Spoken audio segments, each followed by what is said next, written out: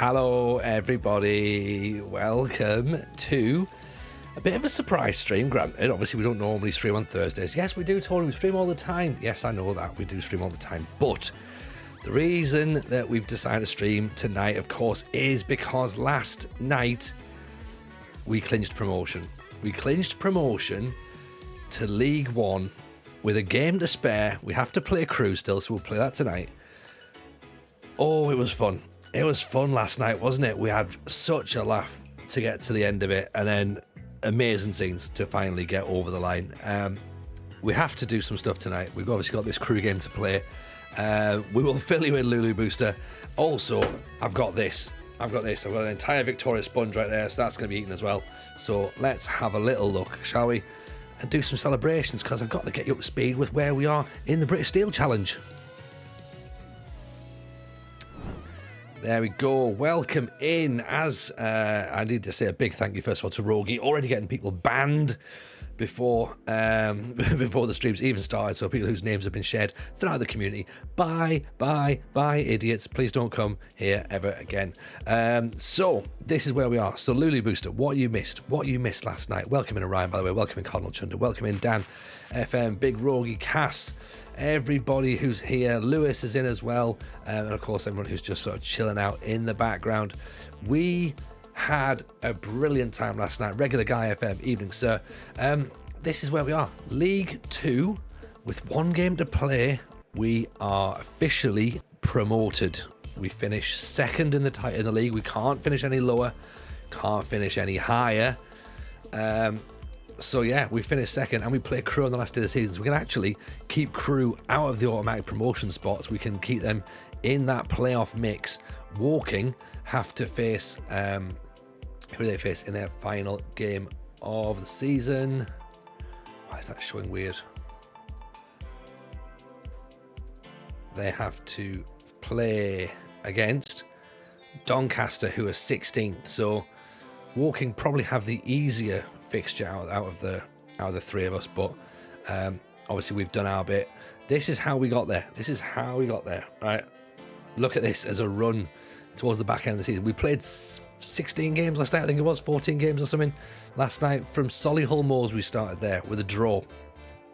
Then we had Harrogate, Morecambe, Notts County, 3 wins straight. Then a defeat to Chesterfield, a really bad defeat as well. We almost looked like we were about to pull level at 3-3, but just couldn't quite get over the line. Then we beat Rochdale and Newport, drew with Forest Green, which we threw that away as well. We should have really had those points in the bag. Smashed Rotherham, drew with Fleetwood, lost to Tranmere, embarrassingly. Again, Tranmere threw, they went 2-0 up really quickly. We couldn't get anything back.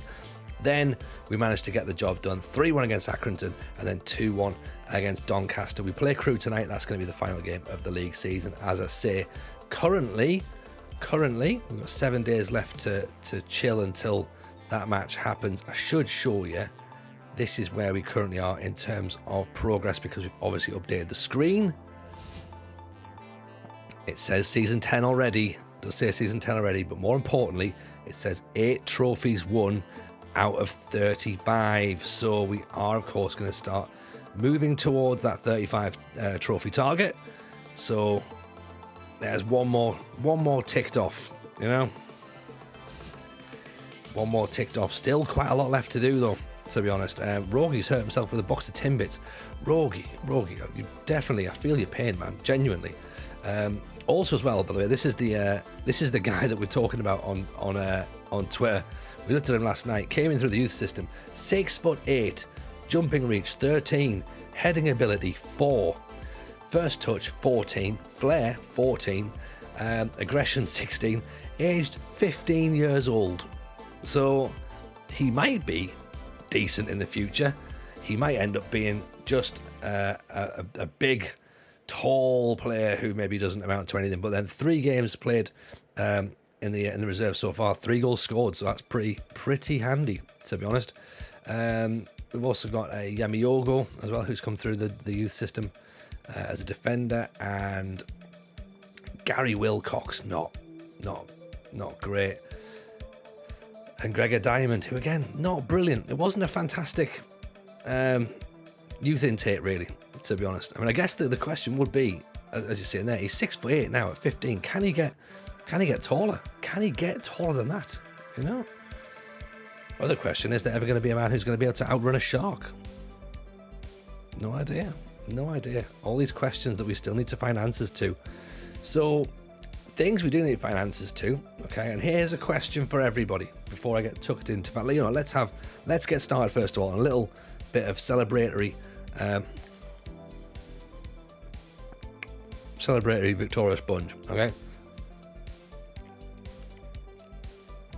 I thought I was missing one with an organising a 3-4-3 formation. Oh, for the caramel mini breads, nice.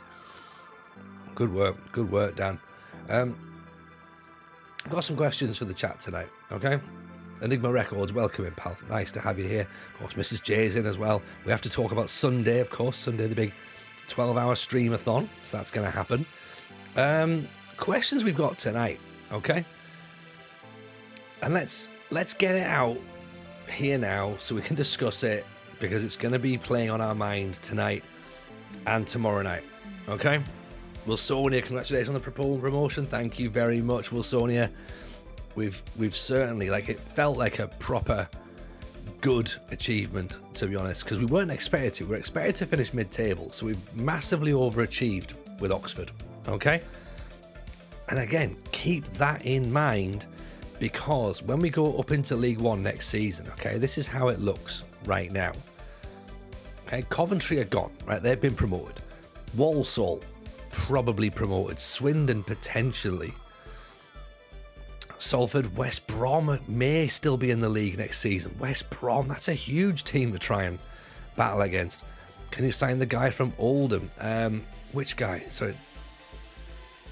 Which guy? That guy here. He looks quite decent, doesn't he? He does a decent, although his crossing and his dribbling's quite poor for a fullback. But he's, you know, good leadership, good concentration, good bravery. Marking's all right. Tackling's okay. So, not bad. Vision's not great though.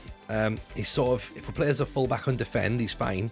But if we're going to be playing anyone who's going to try and get forward a little bit more, he's not really got that ability, I don't think, just yet. Budget from promotion. Let's do this first of all, by the way. Well, budgets are £213,000 in the transfer kitty, £86,000 a week on wages. We're currently spending 55 grand.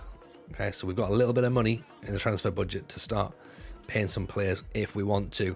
Liam Kirby, yes, Tony, you can tell the save is going well when you say the next stream is Friday, but the notification comes through on a Thursday. I know, this was Mrs. J we were talking to earlier on. She was just like, you just got to go for it. Go and get all the plans done now. And then Friday we can actually get things started. So, bit of an up and down moment here with the board, right? Okay, so the board are loving it. A+ overall, they're delighted. Obviously, they'd rather we had some players come through the youth system. Supporters, fine. They're fine, you know. I don't understand how the scouting budget's gone down so much, Cass. I've got no idea. Cardan, welcome in. Nice to have you here. Genuinely not sure about that, because I don't think we've been scouting. Well, we must have been. We must have been playing our scouts to go all over the place. But anyway, my point what I was trying to make before I got myself distracted, okay, was look at this is what League One's going to look like, okay? Coventry promoted.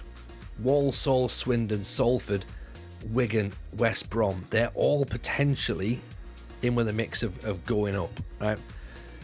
I mean, West Brom are huge. If West Brom stay down, then that's a bit of an issue for us, right?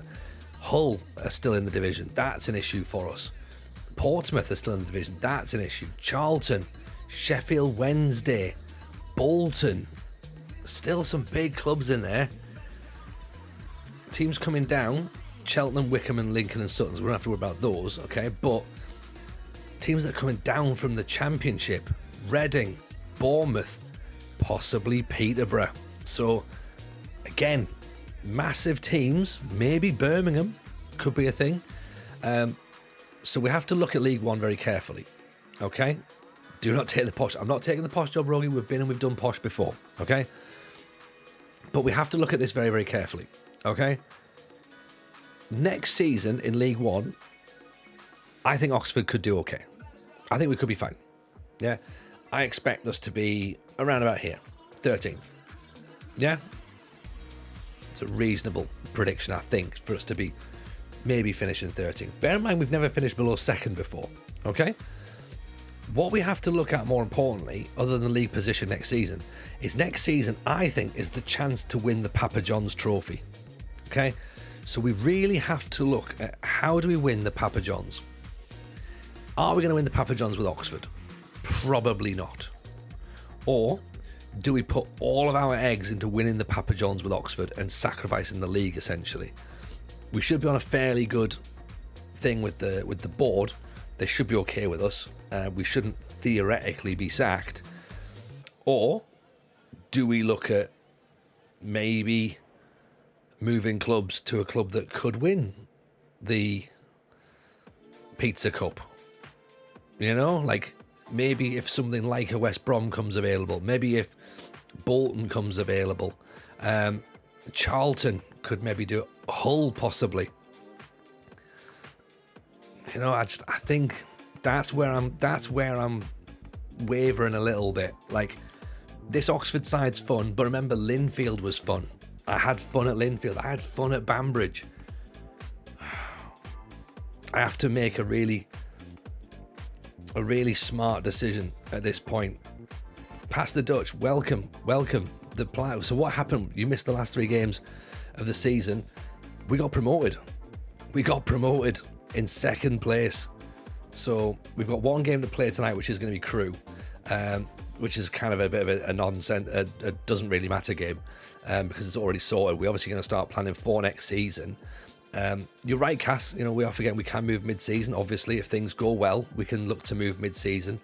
This is what's currently on the table. Okay, there's nothing that's really jumping out, to be honest. Okay, Sheffield Wednesday is the biggest club that's there, but I'm playing Sheffield Wednesday on the Athletic anyway, so I don't really want to have to go and be Sheffield Wednesday in 2 places. That would make me really sad, you know, because it's just not fun. So Sheffield Wednesday is the biggest side there. Lincoln have been relegated, so they're in the League 2, so that doesn't really matter, right? So Wednesday could potentially win the Pizza Cup, right? Sunderland going down in the Championship, we're not going to get the Sunderland job. Wolves going down in the Championship, we're not going to get the Wolves job. Livingston going down in the Scottish Championship, maybe. Bournemouth going down into League 1, possibly. But the thing that's an issue with Bournemouth is behind my head. So let me just show you the finances. Where would I find you? I'll show you finances. It will be... Someone help me out here. Finances. I can just tell you it, because I can't really see it right now. They are £13.26 million in debt. And they've lost £21 million this season. So that doesn't sound great, does it? That doesn't sound great. It's not massively appealing. Peterborough, I'm discounting straight away. I'm not going back to Peterborough. To be honest, we can't do that again. And then after that, there's nothing, really. There's nothing there straight away. So I guess we kind of, at this point, stay where we are and have a little look around, because yes, next season might be a bit of a nothing season, but do we treat it like that season we had at Banbridge, where we started the league and then obviously Portadown came up and we moved mid-season to kind of theoretically position ourselves into a better spot going forward?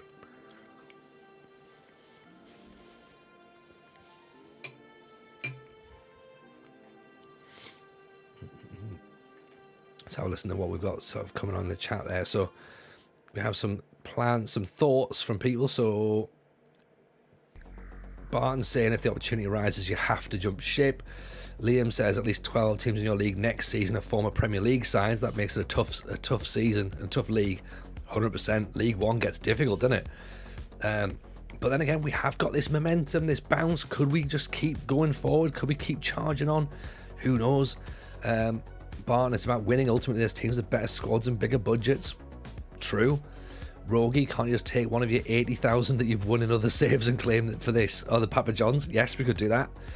£30,000 wages sounds big, but League One players will be looking for £4 and £6 grand a week. Yes, that's true. That's true. The switch isn't going to be, that money's not going to be spread too far, is it? Really? For example, people like him, was already going to be looking for a bit more money. Interesting. Lulu Booster, don't think you can win the Papa John's this year. Woolrich, it's a big risk just going for the Papa John's. Yeah. I think we obviously have to go in with the expectation that we're going to do as well as we can in the league, and the Papa John's has to be our sort of cup priority, really, because we're not going to win the Carabao, we're not going to win the FA Cup. I certainly wouldn't look to tank the league just for the Papa John's, because that's far too risky. But, it's one of those things, isn't it? That's what we need to win. That's what we need to win, because otherwise, if we don't win the Papa John's next season, then we've got to come back to League One at some point again and redo the Papa John's. I know we've got to come back to Vanarama North and South anyway. It just feels like a really odd league to be in to just win the Papa John's. And to do it further down the line, As Cass says, though, none of the jobs are going to win a trophy either. Devil always, well done for promotion. Liam reckons insecure finances for Sheffield Wednesday in a league full of former Premier League sides won't likely be a quick success, best to avoid. That's a good point. The Closian East League gives you a shot at the Vanarama North and South. Yes, that's true. That's true, but that's going back down again, isn't it? Don't know if that's what we need to be doing at this point. I don't know whether we move to Scotland or Wales, if we are moving, of course. Barton, they offer you a decent budget. The finances aren't your problem. Teams are a short term, remember.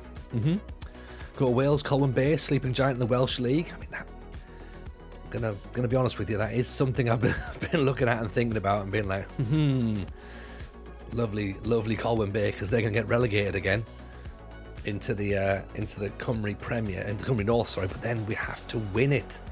There's no way out of Cymru Premier other than winning it. There's only one promotion spot. Less than the negativity, we're winning the league in the Pizza Cup, says 33.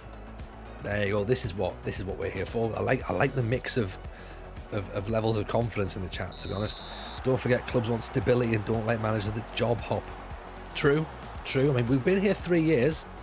This is the longest we've been at a club, to be honest, in the save. I think we've outlasted Banbridge at this point now. Banbridge was 2.5 seasons. We still have to go back to Banbridge at some point, because we haven't done the Northern Irish Championship, have we? And one of the regional cup competitions still. So we've got that to do. Colwyn Bay was the easiest season in my save. Was that from a relegation point of view, the closing? Because I suppose it probably isn't. And if you go down, if you can bounce straight back up, you should be fine.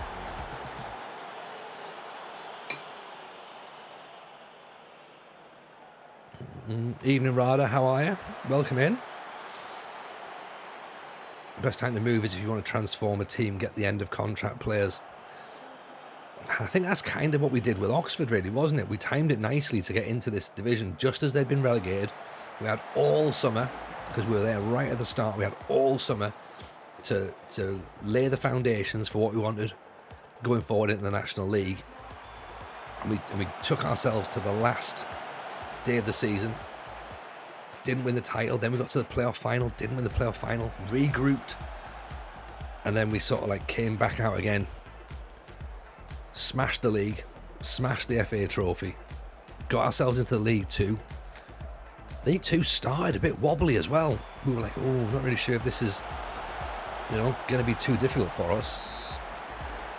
Slowly but surely we just kept adding little pieces here and there, tweaking roles, and then found a little bit of form.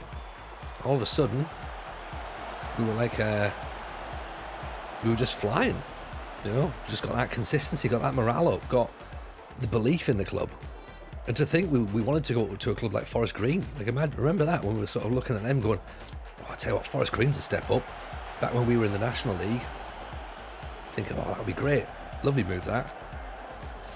Didn't happen, and sometimes things don't happen for a reason in the same way that things do happen for a reason. So Ben Brown, however, gets himself a goal there. So Crew trying desperately to get promoted with us. And closing, they were relegated from Cymru Premier. We're favourites to go back up before I signed anyone. Thoughts on Barcelona versus Man U, mate? I don't know. I didn't watch it. I've seen the score. 2-2. I guess it must have been a fine result, surely. Fat Nige, I wouldn't vote at the moment to stay or go. We have to wait and see if something better comes up.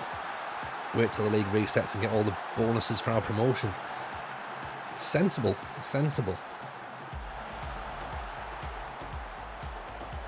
Well, it's a shame that I have to now. And if Lama was here, Lama would be laughing his back off because Lama, obviously, when I was like 3 or 4 games into Oxford, I was like, oh, it's not going to be a problem if we get sacked here. I'm not really feeling this right now. And here we are, 3 seasons later, 2 promotions, a cup, up into League One, and we're sitting and going like, oh, it's been fun, this, hasn't it? It's been really fun. We've got cult heroes, we've got Aguero, we've got Brentford, Raspberry, just players that we're sort of like getting the best out of. Blakey, Sonny Perkins is back now. He's like he looks great now. He's fully fit. Perkins back to Mordner somehow. They're turning you Tory. That's the problem. There is absolutely that part of me that is thinking, yeah, what if I start thinking that maybe living in Oxford isn't so bad. Turning, says Dan. Turning, really? Tory's a fully fledged Tory. I'm not about it. If you're brand new, I'm not. But some of my choices apparently might suggest that maybe I have Tory tendencies, which came as a bit of a surprise to myself, to be honest. But then,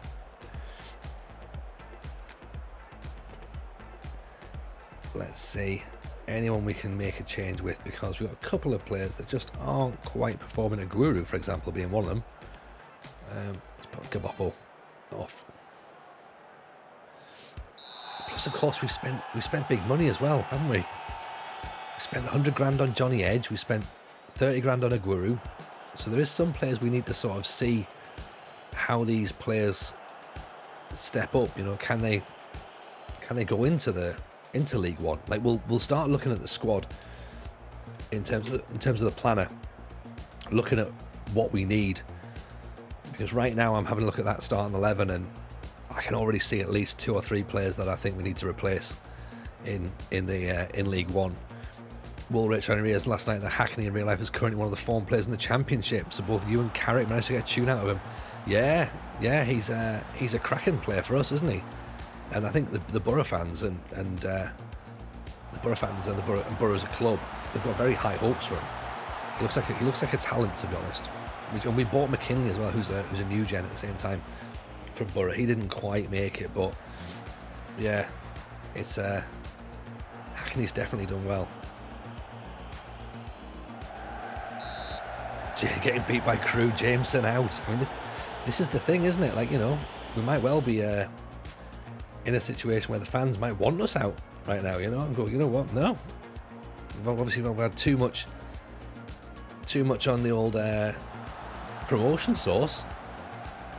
There we are, 10th final game of the season, disappointed. So, 82 points is still pretty good. We finished 15 points behind Cambridge, so it's literally the poshest promotion we can ever do. Don't do contract renewals before you decide to go. You might want to poach a player or 2. We might, but I don't know. That feels a little bit. See, I don't know. Maybe we do that. Maybe we don't. I'm not sure. But Crew didn't even make it. It didn't matter what happened because Woking got the result. Woking beat Doncaster 3-0. Woking got promoted on goal difference. Crew, Rotherham, Crawley and Exeter in the playoffs. Wow. Okay. That's pretty harsh on Crew. They did what they had to do, but it wasn't enough. So Accrington have stayed up. Crawley are playoff bound. love this reality. How do I move there? It's great, isn't it? Like we've created this universe where these fun things happen, and we're here building these stories and working it all out together, and it's just fun, isn't it? Bristol City 20th in the Championship. They've stayed up. Chesterfield, Fleetwood, Tranmere, yeah, these are all League 2 jobs. Clyde, Dunfermline again. FC Edinburgh. If Crewe want automatic promotion, they should simply have won more games. Exactly, Rogan. They just didn't want it enough. That's the problem. They just wanted. They thought it was just going to be handed to them on a plate, but no, not at all. Now, okay, let's have a look then at the planner. Okay, let's see what we've got. So, in goal, Thomas Westwood. I've not got any major issue to replace him just now. You know, granted, if there's a better player comes out, he's up. You know, he's up there as a good League One goalkeeper from the start. So we don't have to replace him at all. He's come in, done a good job. 50 goals conceded in 46 matches. I'll take that. 14 clean sheets. Yes, please. We could do with a backup, because the only other backup we've got is a 6'8", 17-year-old who can't catch. So, right, backup goalkeeper needed. I can get the old trusty pen and paper out.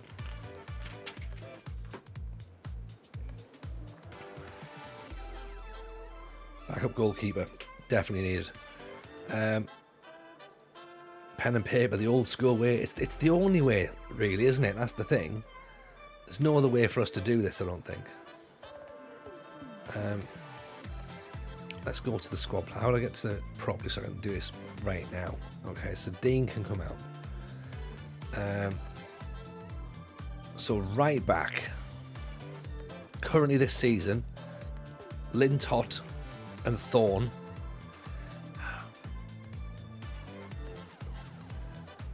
Thorne wants to leave.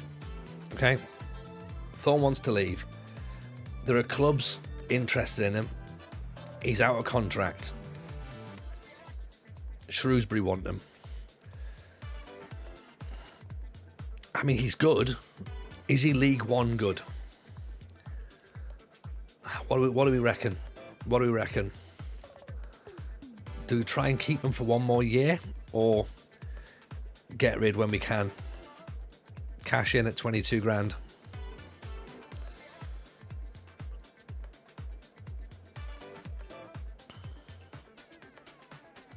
Possibly sell Thorne. Okay. And then what about Lintott? There is definitely better.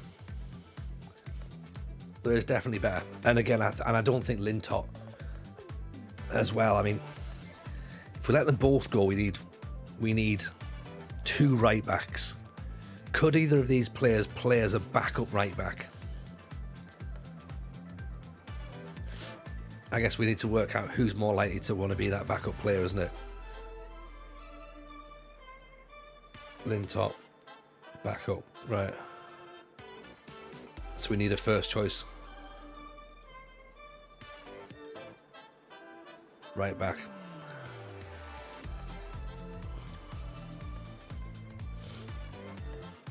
You can't sell him if his contract is up in a month. Yeah, we'd end up offering him out. I mean, could we? Would anyone?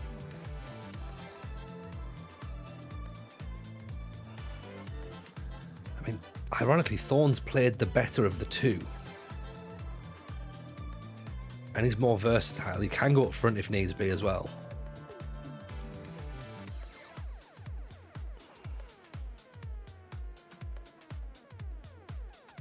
Let's think about that. Gilchrist doesn't play at right back, so we don't need him at right back. Centre back, this is all a bit of a mess right now, to be honest. So I think Gilchrist we try and keep. I know he wants to move, possibly, but I think we try and keep him.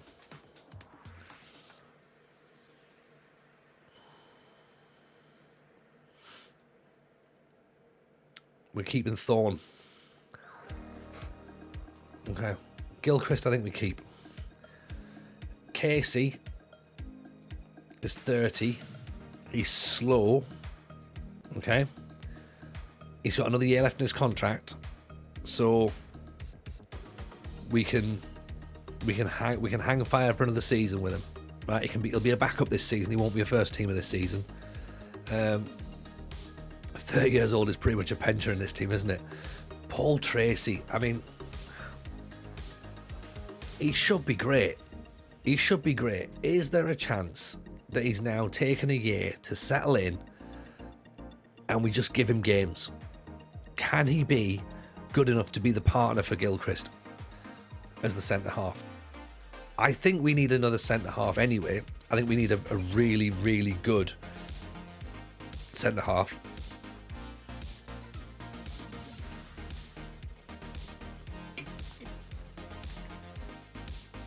I'm looking at that wages. I'm thinking, like, you know, he should be able to play. You know, has he just taken a bit of time to adapt? Maybe.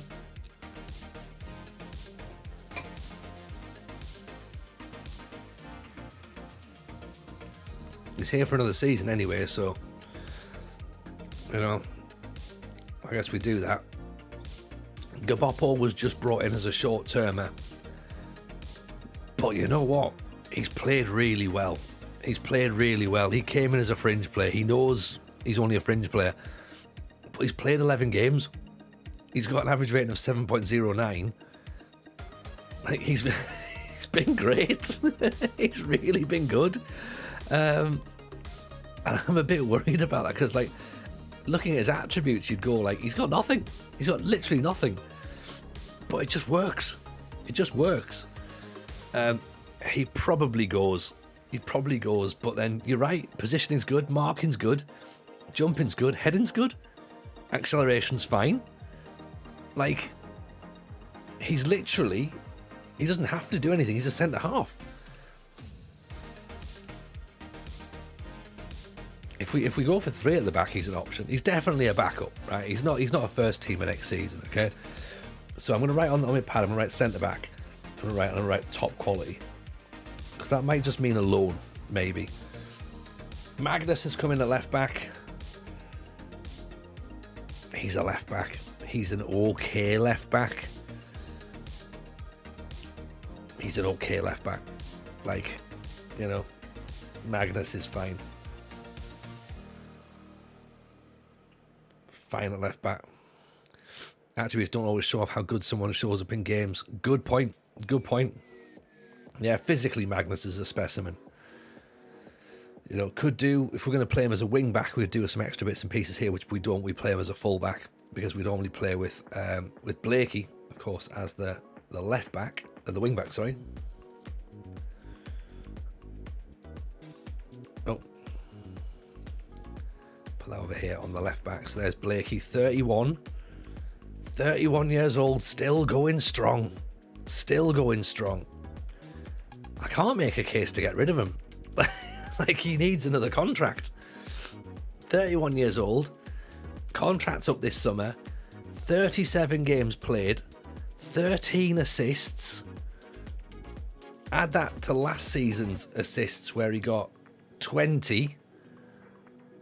This season he's got 14.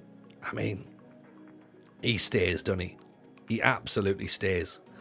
Blakey's still a lock even at 31. Scout Timmy Abraham. I think we looked at Timmy Abraham before and I don't think he's still in the game. Tammy Abraham's there. Timmy's gone, unfortunately. Let's say we're in 2031 at this point now. And Ellis Chapman as well.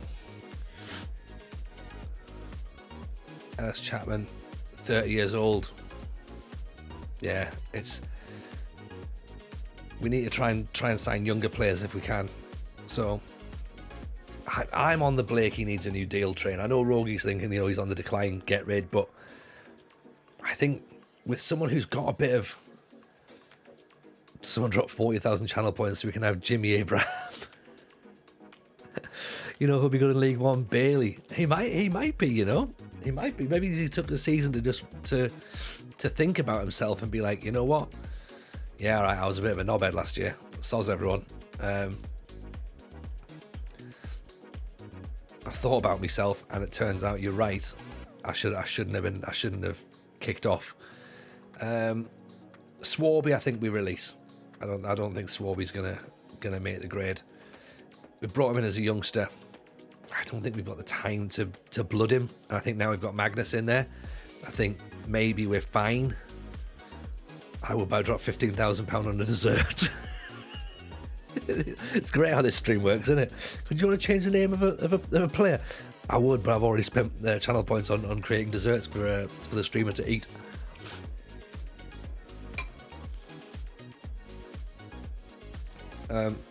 Swarby goes. Swarby leaves. Do we think? Unfortunately, probably not good enough.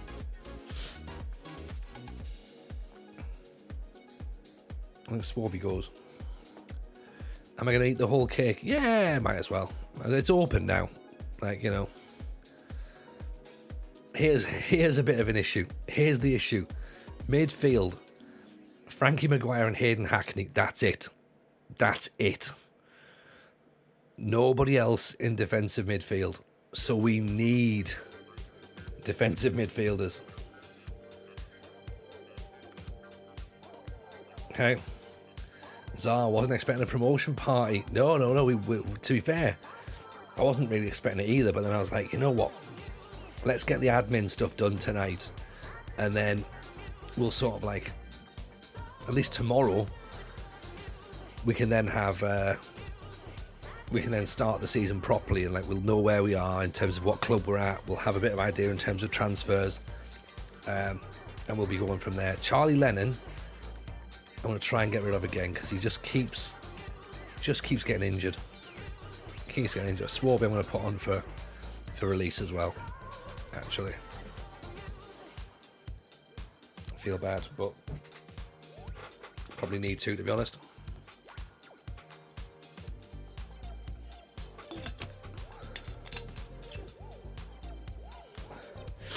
How about Wayne Rooney? Wayne Rooney's probably not going to be someone we can get at this point, right? McKinley, we're getting rid of McKinley. He should have been fine, but we've either not given him game time or he just doesn't fit what we want. And I don't know what it is. I don't know why McKinley just isn't working for us. Is it the fact that he's in the wrong position? Possibly. He wants to leave anyway, so fine. Away you go. It's a shame, but hey ho. Calvin Malcolm. Maybe we loan him out next season. He was brought in to replace Rogie. Well, not replace Rogie, but sort of be the Rogie that we didn't have. And unfortunately, he hasn't quite lived up to that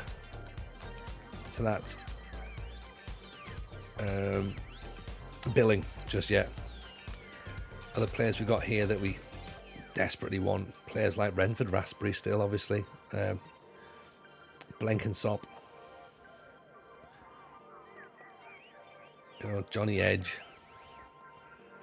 We don't want to get rid of all... We obviously don't want to be getting rid of players just for the sake of it as well. We certainly don't want to be doing that. If I'm going to put Sonny Perkins in this bit here.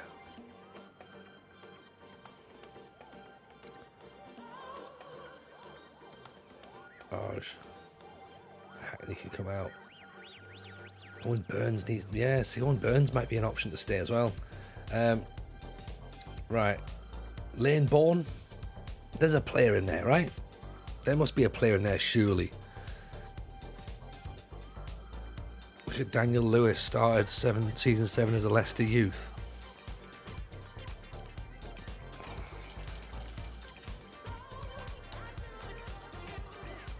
Daniel Lewis at Luton. Oh, that could be a stumbling block. Oh, he's on loan. Okay. Let's keep an eye on this boy when he comes back in, shall we? Yeah, Lane's got some ability. He wants to stay though. Well, does he want to stay? He's transfer listed. We'll have to see. He wanted to go on the transfer list, so we'll see. Hopefully we can convince him to stay.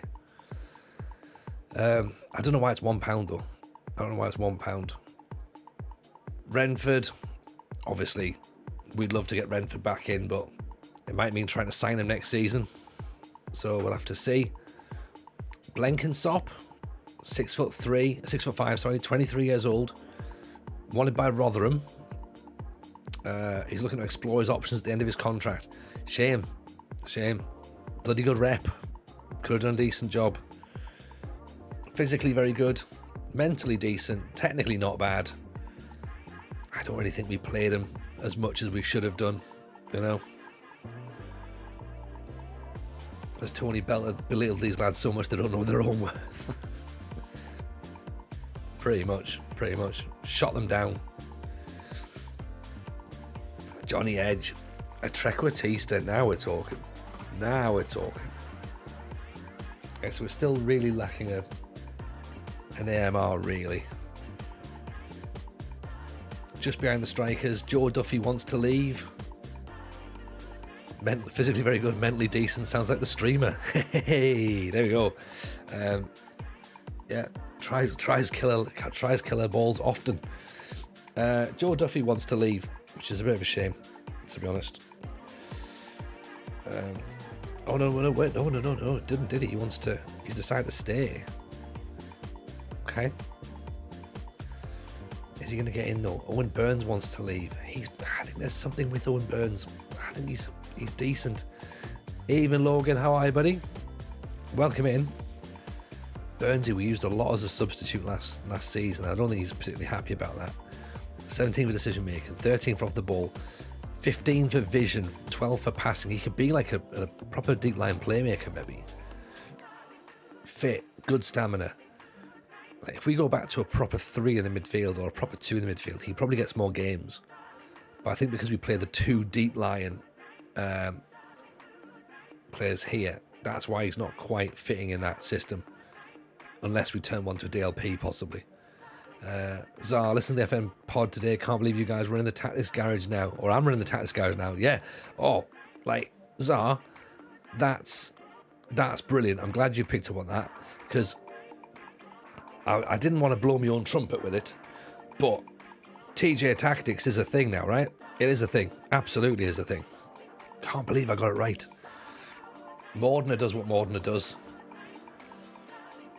Worried the new sign Charlie Lennon will take his position in the team. Well, thankfully, Charlie Lennon just kept getting injured, so he never took your position. You just made it your own regardless. So Mordner stays because he's Mordner.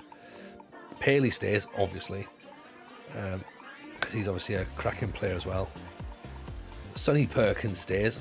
Sonny Perkins needs a new contract, actually. Try and get him to sign up for one more year. He owes us that because he was injured for most of the season.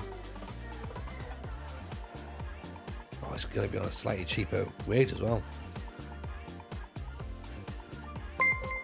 Excellent. Players that want to leave unless their contract is running out, you can turn that around. Good point. Loved RDF's reaction. A proud mentor. Thank you, Celeste. He was indeed, wasn't it? Like, I think he genuinely had a tear in his eye. It was beautiful. It was a moment to see. Moment to savour. Young Darryl Strawberry there. He's going to be probably getting loaned out, I think, to get some experience. And up front, that's slim pickings again, isn't it? Really. Say it with me. We're lacking quality. We're lacking a bit of quality. And that's going to be the major issue, really, isn't it? Bobby Fresno, of course, in there. Alex Gilbert, who of course has been out on loan, he's 29, so he's going to be out of contract, coming back in. Looks like he should be a decent enough player, but is he really going to be someone that we use a lot? You know, we need a new first team with a 200 grand budget. Yeah, exactly. I mean, then all we do is we give the ball to Aguero and he scores 33 goals in 39 games for Aguero. And he cost 30 grand. What a signing. What a signing he was. Problem is, get too many players in and you lose that promotion boost. We did that at Portadown, didn't we? Chucked a whole bunch of players in. Didn't quite work. So we need to look at where's our key positions. What do we definitely want right now? I think we desperately need a top draw centre half. We need a first choice right back. Look at Aguero's value. What's Aguero's value now? Oh, look at that, 350 grand. Yes, made a profit on him. So we need a top draw centre half. We need a first choice right back. We need depth in the midfield. I think we've got quality in that AMC slot. We've got Sonny Perkins. We've got Paley who can play there. Perkins, I reckon. Look at this. Disappointed with the signing. He spent most of the season out injured. Then he came back and got 5 goals in 13 games. How is that? How can you be disappointed in that? It makes no sense. It makes no sense. He's on what's his wages? 3 grand. Okay, fair enough. Maybe that's what they're thinking. He's costing us a bit too much money. But come on, the performances he put in at the end of the season, like he got us towards the end. Like he got us over the line. But also signing of the season at the same time. I'm not sure I understand that. Paley, 11 goals in 37 games. Loving it. He's got a release clause though. Gaboppo, great signing, cost us 3 grand. Charlie Taylor, content with him, right? But he's been injured all season. Calvin Malcolm did all right. Thomas Westwood, they loved him. Excellent. Magnus, bit of okay. Paul Tracy, B. Excellent. Blenkinsop, B-. Swarby, B-. Raspberry, they love obviously. Johnny Edge, not sure about Johnny Edge. I mean, come on. Owen Burns, I don't know. Football fans know nout. We all know that. Everyone's bought your Aguero. Who else has got their Aguero shirt, by the way? Hands up in the chat if you got your Aguero shirt. Also people buying Paley shirts, Perkins shirts, Casey shirts, and Oscar Thorns as well. So yeah, fucking Tories, exactly. Yeah, it's a good point. Everyone get their Aguero shirts out.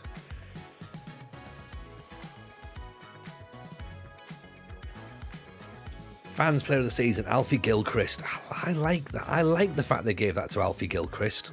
The fans, yeah, excellent. Daryl Paley, young player of the season. Sonny Perkins, signing of the season. Goal of the season, Hayden Hackney. Hello, Gary Miller, welcome in.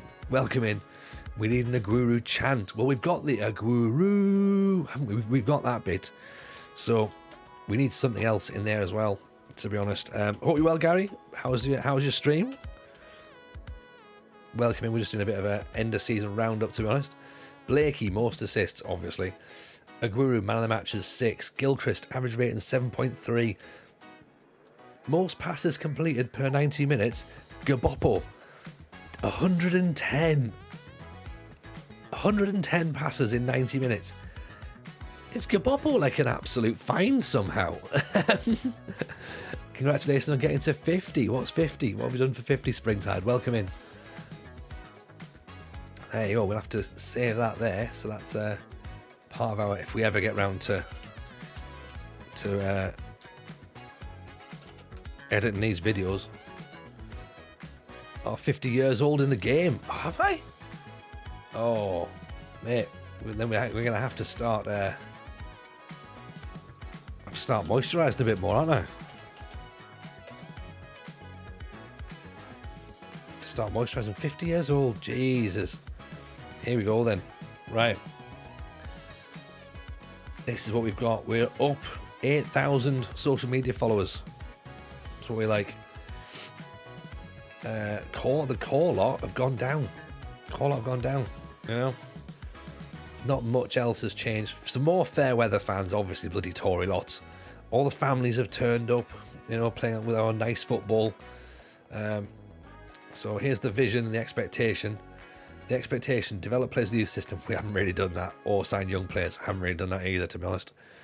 But we play defensively solid football. We play possession football. We play high tempo football. We play football that wins. That's what we do. Next season, avoid relegation from League One. That's all they want. That's all they want from us. Then our contract expires. Then they want us to grow the club's reputation. I think that seems reasonable. It seems very reasonable. Here's where I upset all the players, though, because I want to tell them that we just don't want to get relegated. So, happy with our season. Promotion was fully deserved, but I've got to strengthen the squad to make sure we have as good a chance as possible of avoiding relegation straight back down. You've done brilliant to get us promoted, and even though we'll probably come back down, I don't want to say that, do I? Encouraged the way you've all taken to attempt to implement our play. I don't think that's the right one either. Do we say about bringing new faces in? Is that what they want to hear?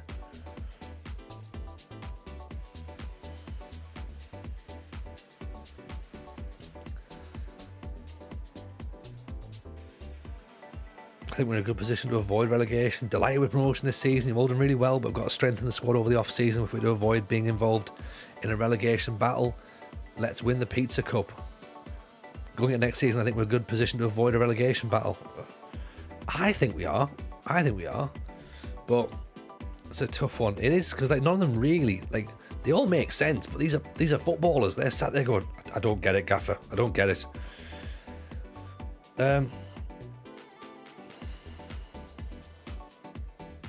Let's have a look. You're all brilliant to get us promoted. Even though we'll come happy with our season, promotion fully deserved.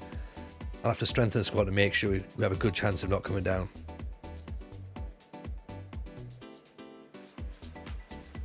Delighted with the promotion this season. You're all doing well, but I'll have to strengthen the squad in the off-season to avoid getting involved in a relegation battle. Avoid the relegation battle. Let's do it. Oh, there we go. There we go. That's what we want. I'd imagine he'd be a bit more forthcoming with ideas. I mean, look, it's fine. Just move on, lads. McKinley's not happy, but he's leaving anyway, so we're not bothered about that. No offers for Lennon. Port Vale might like him though. It's just absolute guesswork at that point, Dan. To be honest, that feels like a trophy. Yeah, shall I put that at the end? Like, there's another trophy I win, which is the end of season team talk. If I can get that right, then we can go forward. So here's Steve Kirkwood. He's a midfield that we looked at earlier on. Transfer list at 300 grand. It's very expensive for us. I suppose realistically, let's start from the back, okay? Let's start looking at players who are going to be out of contract in the positions that we need. Yeah, exactly. No better than what we've already got. So Junior Chamadou is going to be out of contract. He's 27, so he absolutely fits our profile of signed under 23s. Plays League One Colchester. Plays pretty well. 36 games last season. He lost 22 of his 108 tackles. 1,300 passes, 289 failed. No problem. What's the analyst thinking? 5th in League One for open play crosses attempted per 90 minutes. 100 dribbles, so he was 7th in the league for that. 8th in the league for dribbles per 90. 15th in the league for high intensity sprints per 90. 16th in the league for blocks. 29th in the league for distance covered per 90 minutes. 53rd for open play key passes. I mean, this is decent. I know he's 27, right? Do we just ignore? Sometimes you just got to ignore the board, really, and go like, look, I know you want players who are under 30, but under 23, but sometimes we just need to get good players in. You know what I mean? And worry about that later. Like, what I'm looking at now is he better than Lintop or Thorne at right back? You know? Could we have him in the side And would we get more out of him? Like, Swindon and Walsall are looking at him, okay? Swindon, third in League One, okay? They're in the playoffs. Walsall are looking at him. They finished second in League One. So I think he's kind of like he's in our ballpark, you know? So let's consider him then. So I'm going to add him to the squad planner, actually, because we can remind him to try and get him in on a free. We can go in for him, and if he doesn't come, he doesn't come, you know? There's always that to think. But at the minute, I guess why would we not at least try, you know? Sod the ball, best case scenario, this will probably be your last season here anyway. Exactly, 100%. Get a bid in for him. What you reckon? Spend the money? 12 grand? Get that there. Grubic in with the prime. Appreciate that. Hashtag Tony Tactics time. You know it, Grubic. You know it. I mean, we could bid for him, couldn't we? We don't necessarily have to, but should we wait for us? We might get him slightly cheaper if we wait. His wages might be a little bit better as well. So, okay, so that's a player. So that's probably the best right back that's available at the minute with expiring contract. Mike Davies, we've had a look at previously. 6'5", 23, jumping reach of 16, leadership of 16, bravery of 18. I think we may have found our centre half, everyone. Work rate's only 11.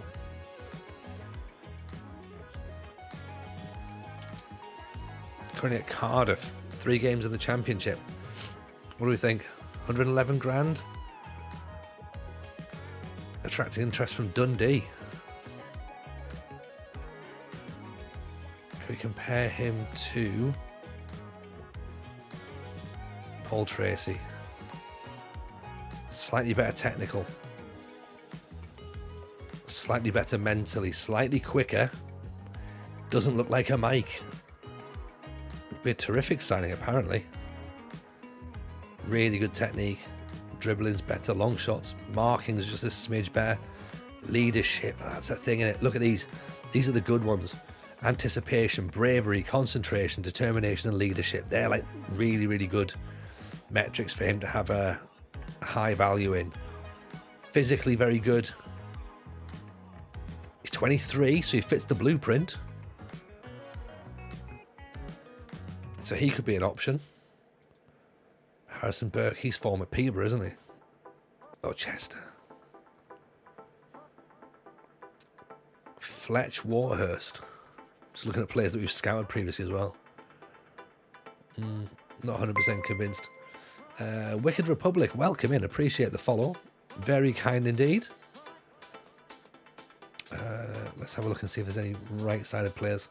Oh, is this one just transfer list as well? I've just realised that's maybe even going to shorten the list of players we can look at.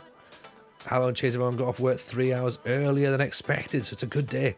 Oh, Johnny D, welcome back in. We could get Zach Johnson back. He's been playing at St Johnstone. He played with us for a couple of seasons. Then he went to Scotland. Teamwork and vision and work rate, though, is not great, is it? Position is not fantastic. He was very, very good when he was with us, though. Harry Fieldson, I like. But I don't like that 8 for acceleration. I think that might be a bit of a concern for us. Mungo Bridge, I think, is probably a little bit too old. He's 30 now. But he's called Mungo Bridge, so, you know, got to look at that a little bit as well, haven't you? And be like, that's a great name. We should have a player called Mungo Bridge. Morty Risbridger. There's a Tory name right there, isn't it? He doesn't look like a Morty, this fella, does he? Mungo. Up the Mungo. Morty Risbridger. We've got to find out more about Morty Risbridger, surely. Did great for me on our first killie save. He's former Villa, isn't he? He's a Villa lad, is that right? Gavin McCarthy from Linfield. Get Morty in. 14 for teamwork, 16 for jumping reach. Out of contracts, 23, 6'3". Only ranks 56th in the league for headers, though. That's not very high, is it? 40th in the league for key headers, though. Gavin McCarthy, let's have a quick trial of you. Again, I've got to get my head around these. Have now got to be League One quality players, not just reasonable players. Robson Brown we had on loan, but we didn't play him in the exact position that his club liked, so they took him away from us. But he still looks decent.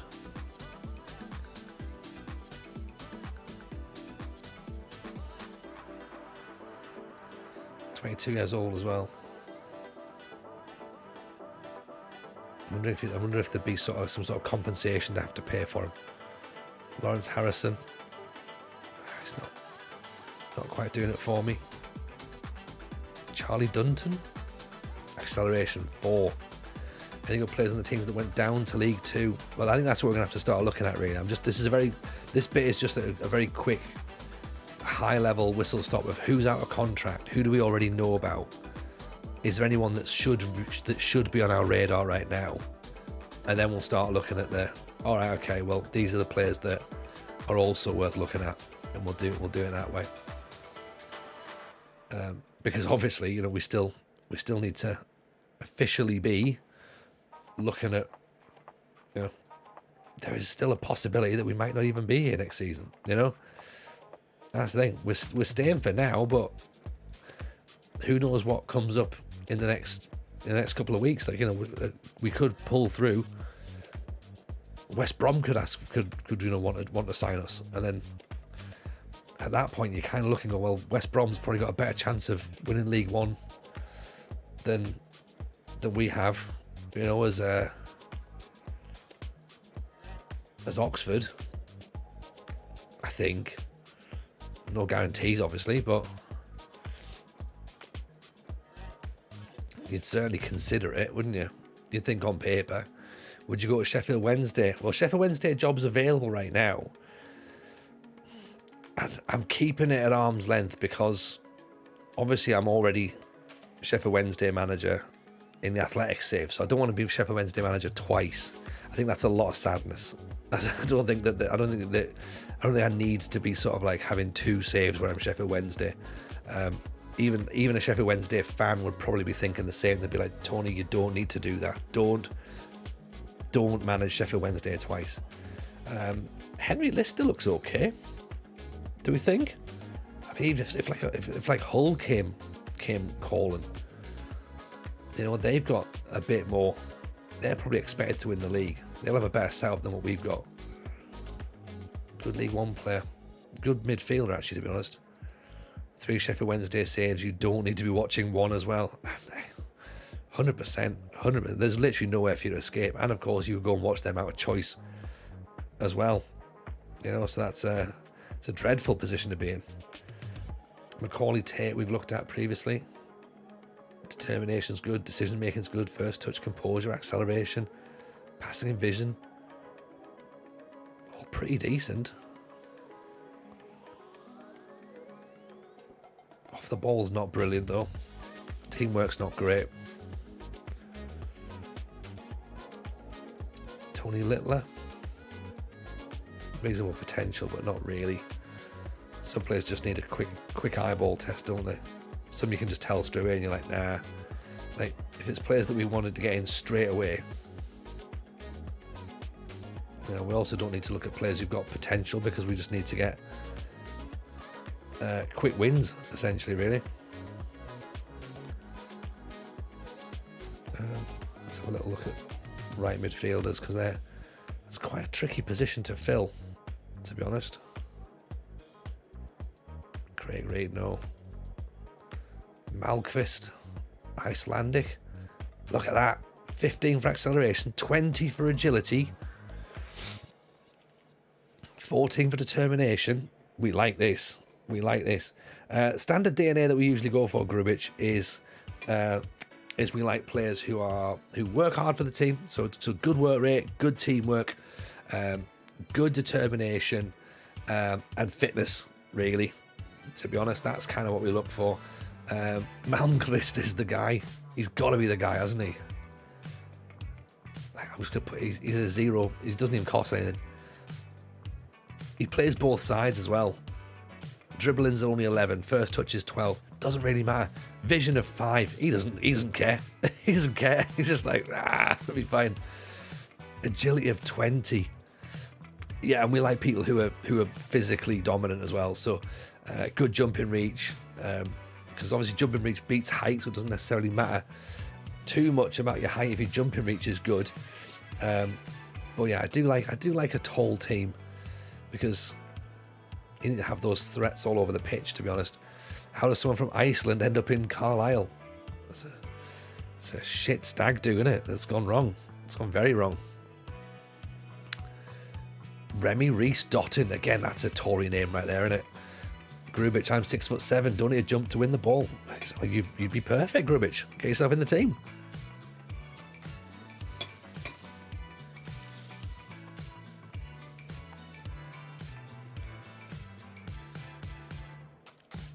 Kimbo Henry.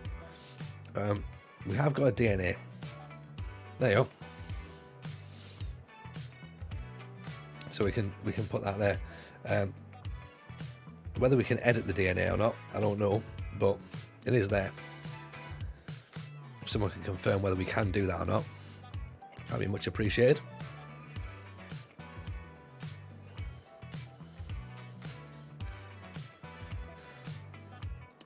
Let's have a look for a goalkeeper who's going to potentially be available in the back.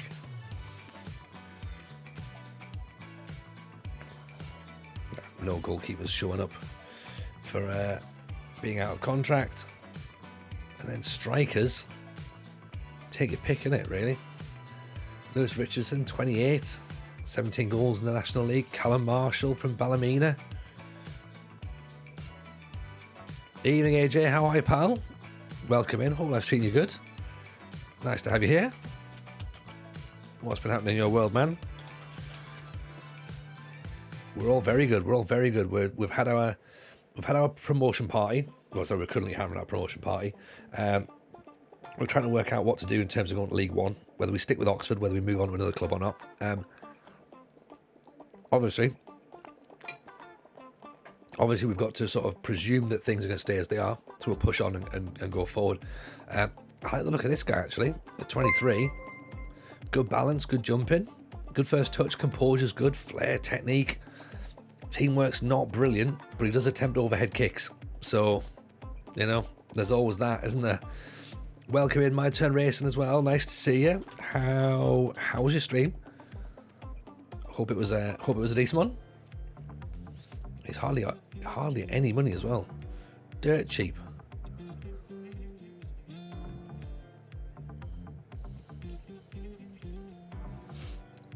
See if we can get him in for nothing before the end of the season.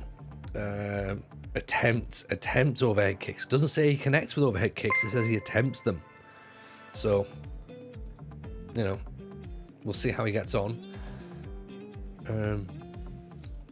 William Reese, 20 years old. Jumping reach 13, heading 16. Oh, hello. Oh, hello. That might work quite handy as well.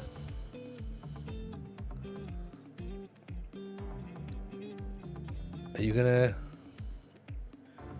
Now, how much are you gonna cost us? There's no compensation either.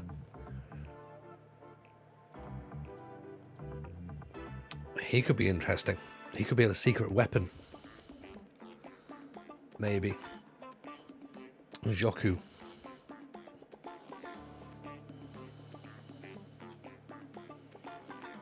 Joe Musa. 17 for determination. Another overhead kicker. I mean, what's with all the lads taking overhead kicks? Crazy, a bunch of absolute madheads. I also want to see as well. Evening, Sebastian. Bonsoir. Recently watched the movie Victory. I think it's fair. It's a fair thing to say. Where's our Welsh lad? There you go, Jenkins Davies. Still transfer listed, is he? 100 grand. Is he worth sticking some money in? Like, because he plays everywhere, right? Could he be the guy that we need to sort of fill that central midfield position, maybe?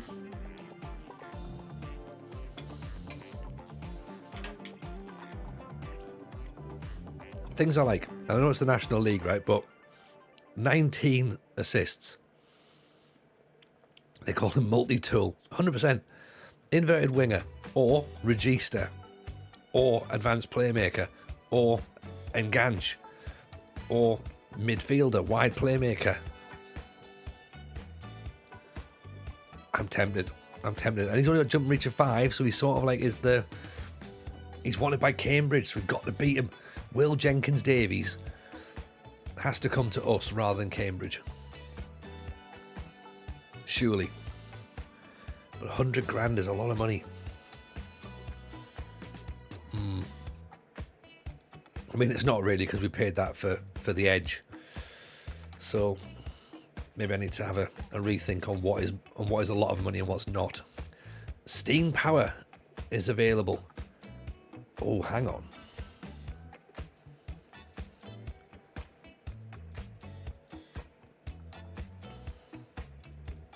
That could be a thing. Theo Asgard. I always keep looking at Theo Asgard and think, oh, there might be a player in there. And there's not.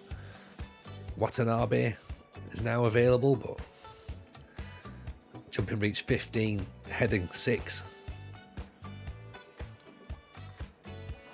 Apparently not. Leading League One player, though.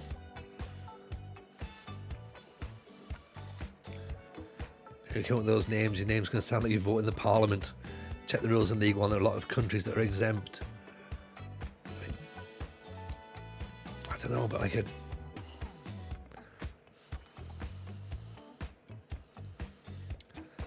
What do we need to look at? The squad must have no more than 5 loan players. That's important. No more than 4 loan players from the same club.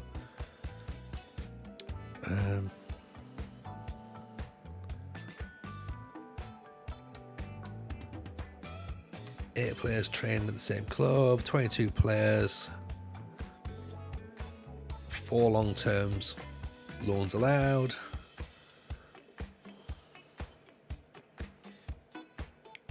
Nah, this doesn't look like there's any restricted and traders foreign. It's fine. Placement EU, European Union, non-foreign. Overseas territories. Yeah, there's no one's excluded. That doesn't necessarily mean that they'll sign for us, though. Of course, that's the issue. Sebastian, I don't have money to play the new game, but it seems that the interface has changed in 2 years. Not bad. It has, Sebastian. It's got very interesting. Adam MC, by the way, welcome in. Appreciate the follow there. It's very kind to see you. So we get McCarthy on trial there. So I suppose we have to look, really, don't we? We plan as if we're staying at Oxford. That's what we've got to be looking at doing. And then go, right, what happens from there? We wait and see. Like, we'll keep having a little nudge over on the staff, the jobs board. There's nothing there that's jumping out. Yeah, we don't want Sheffield Wednesday again. Bristol City, 20th in the Championship, £7 million in the bank. Hummel kits. Predicted 15th, so not expected to win. Oh, they don't play in the Pizza Cup, though. That's the problem. Sounds like a football club. Bristol City are nice as well, aren't they? Nice people at Bristol City.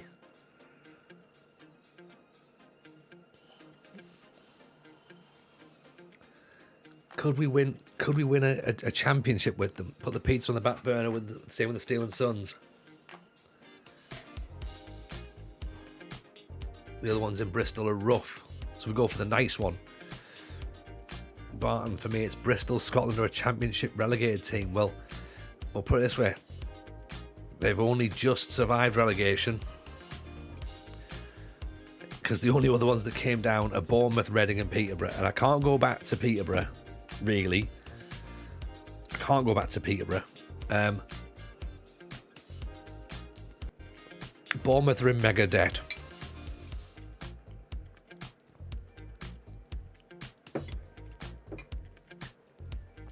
Cracking stadium, Premier League in waiting, good training ground. No, I can't go back to Peterborough. Like it's one of those things that we went back to Peterborough during the Peterborough save, and it was perfect the way that we played it. So I think to go and do it again, it would be like going back to Blythe Spartans on a smaller scale, granted, but it would be like going and doing a save with Blythe Spartans. Like we've kind of already done that, and we're not going to get the same result. Championship clubs don't play in the Johnston's Pain, unfortunately. That's correct. We do not have that option. Professional squad, OK finances, £89 million loan debt. There's a balance of 7.36 million. Bournemouth or Reading could be a shout. Reading are nice and Tory too. It's like a sleeping with your birds twin, comfortable, unfamiliar, but with an air of risk. We've outgrown the Pizza Cup. I mean, that's okay. That's a sentence. Eamon Benarout. Look at this. I mean, this is a jump up in wages, isn't it? £4,000 to 23 grand. Wow.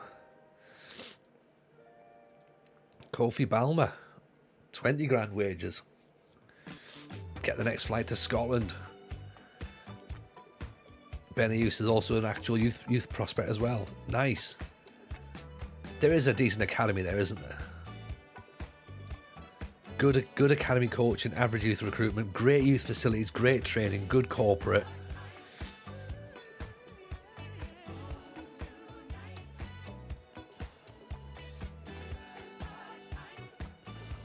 What's available in Scotland? I don't think anything is.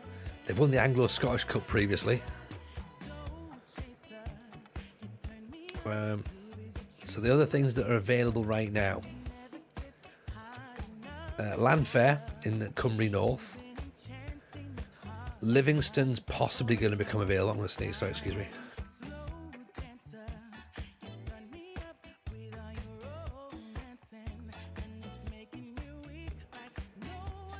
Possibly Colwyn Bay, but they're getting relegated again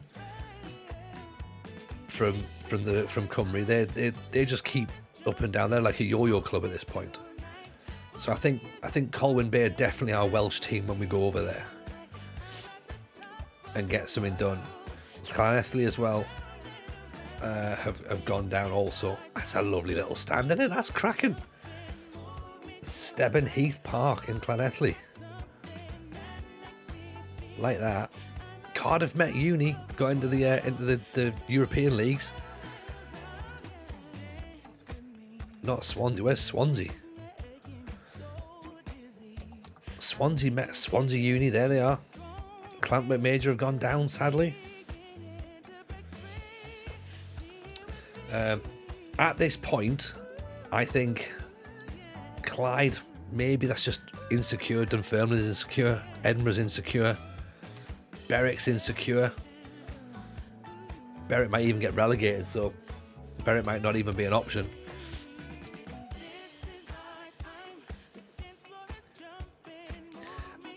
I think if we take another job in League One, then we have to look at what's available, which is nothing right now. Bristol City's massive as an opportunity. Whether we could get the job or not, I don't think we'd get the job. They're currently 3 stars. And where are we? We're currently a 2.5-star manager.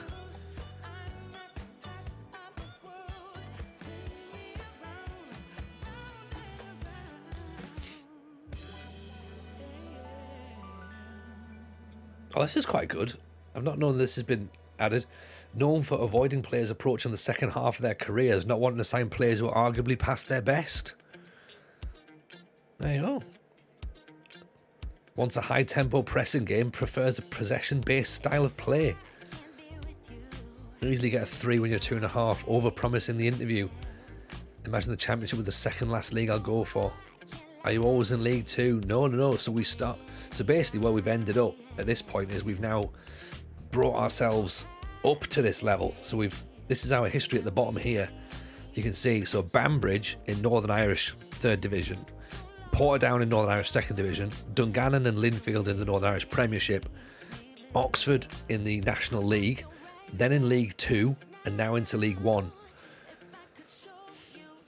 It's a good time to go, leaving with three seasons where we've never finished below 2nd. Looks pretty good on a CV, doesn't it? Do you know what I mean? Like, it looks decent. Let's put in for it. Hang on, I don't have any promises, do I? I don't think I do. No. Actually, here's another question. Have they got a link up with anybody? Affiliates. They've got a link up with a team in Iceland. Oh.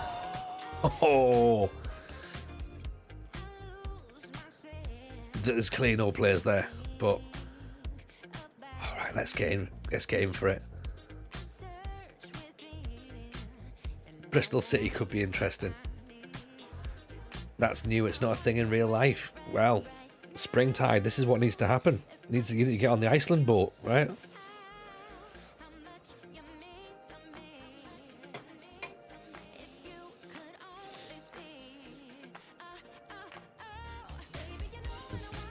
Oh, not the same in France. League 2 in France means Championship in England. Yeah. So League 2 is the Championship down here. Ashley Fennick. Let's put him for it anyway. Is he out of contract? He's out of contract. Let's reject, because I don't want to just wreck these clubs. Plus, actually, we could get hello Idemic. Welcome in. It's the Tony James. Damn right, it's the Tony Jameson. We could actually get steam power for Bristol, which would be quite fun, and maybe even could we get Owen O'Brien? Where's O'Brien at these days? Isn't he playing out in Germany? He's only 22. We could maybe look to bring him back in. I'm getting ahead of myself again. I always get ahead of myself. Malmquist is interested.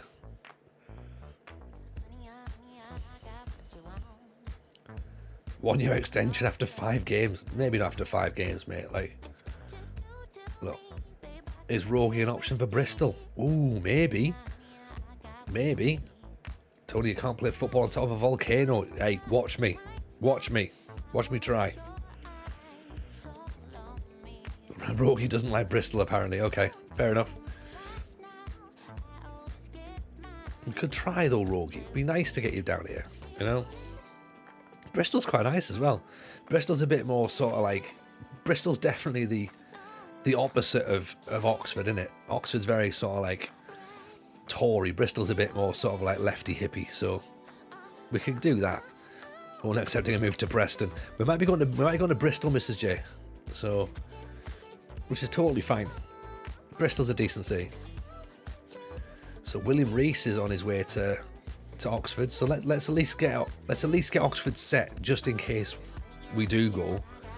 We need to make sure they're in the best position we possibly can be. So this guy's coming in, as I say, 20 years old, 6'2", jumping reach of 13, heading of 16. So he's going to be all right, irrespective of what happens. Former Man United player, actually. You can just see behind my head there. New gen. Did we get promotion? Yes, we did. Be careful, don't call Bristol us and Oxford them just yet. Don't Nathan Jones it. Good point. Tony Mowbray as the director of football at Bristol Rovers. Oh. John T. Morgan. Right, I'm writing down Tony Mowbray, okay? Because I could cause absolute carnage, couldn't I? Imagine if there's a thing where we move over there. Solidarity with the Canadian women's. Let's have a look. Tonight our players will be wearing purple as a symbol of protest. Purple has historically been associated with efforts to achieve gender equality. Considering the current circumstances, our players will continue to wear purple until our association has standards in place that ensure equal treatment and opportunity. Yeah, absolutely. Absolutely. Up the Canadian women's players. Yeah, we support them. Absolutely. Solidarity of that.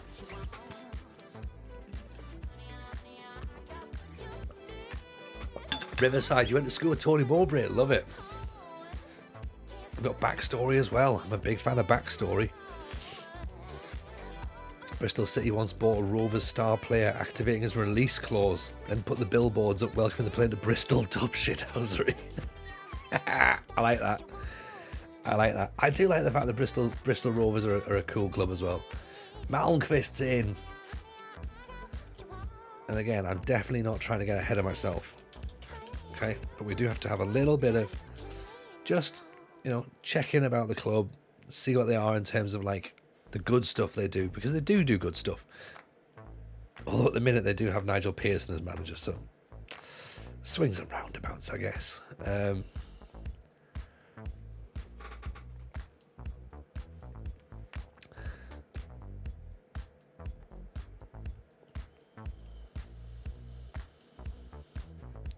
I have a question for you. Sebastian asks, if I say attacking, like a philosophy of playing football in England, what team comes to your mind first?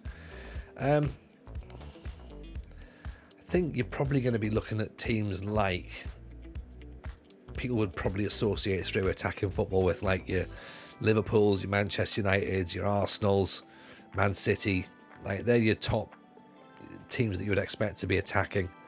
I think that's probably the reasonable thought process from the start. But then again, haven't seen Sunderland this season. I'd say Sunderland are an attacking side. They're great, aren't they? They're absolutely fantastic. 33. You're right. Ricey, congratulations on the promotion. Yes. Hello, Frage. Welcome in. Yeah, we've got it. Flying at Oxford, to be honest. Barnsley play some good football as well. And I think that's the thing now, like it's starting to filter down. So you used to just have teams who, maybe wouldn't be seen to be playing attacking football. But now, like some teams take a little bit more of a risk. Crystal Palace, maybe relegated into the Championship. That's going to be relegated into the Championship and also playing in Europe.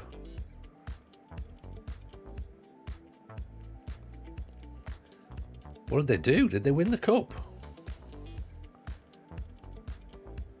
They won the Carabao Cup. Yes.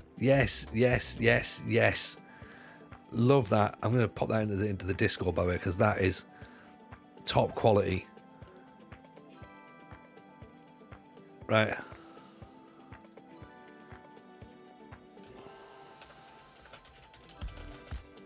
Palace relegated. Won the Carabao. We'll play in Europe whilst in the Championship.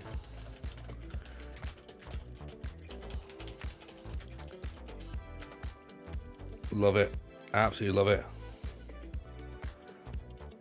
Didn't Wigan do that? I think they did actually, didn't they? Middlesbrough as well, I think, possibly. Am I right in thinking that?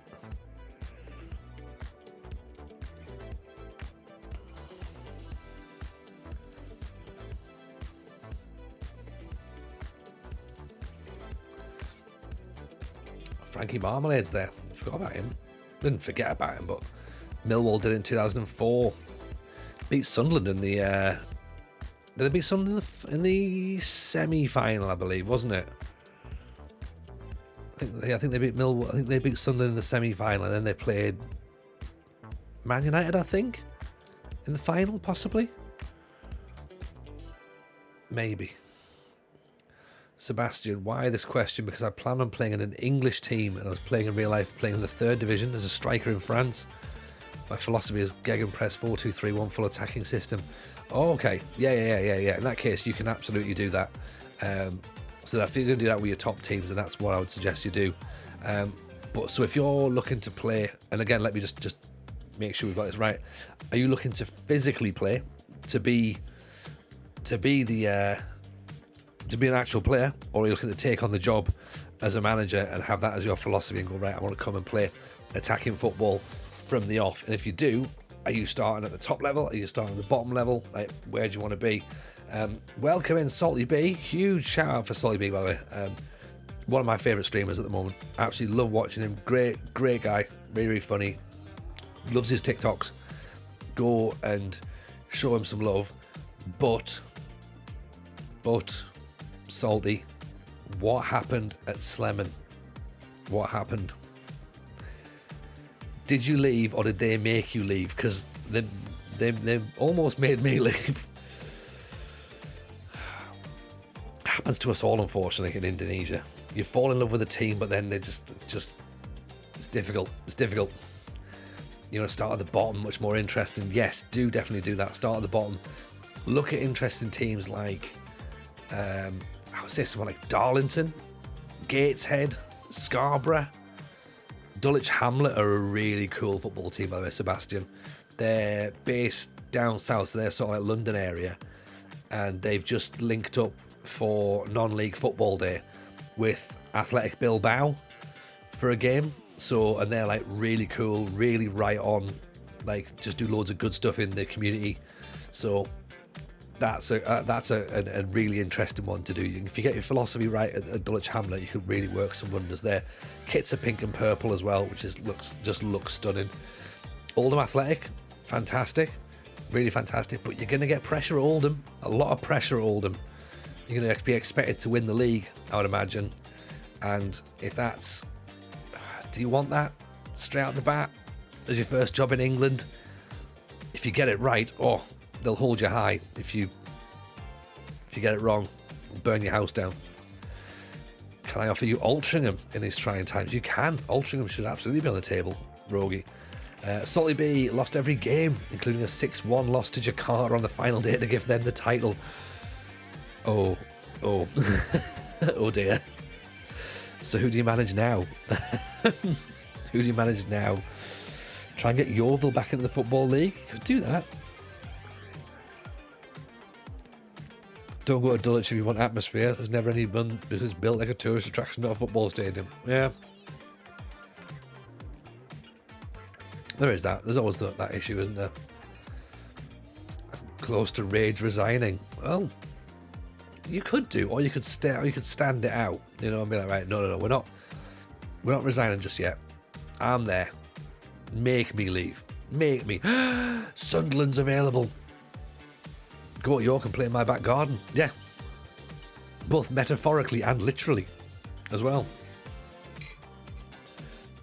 I mean, you're right. There is a hipster part, of course, of Dulwich.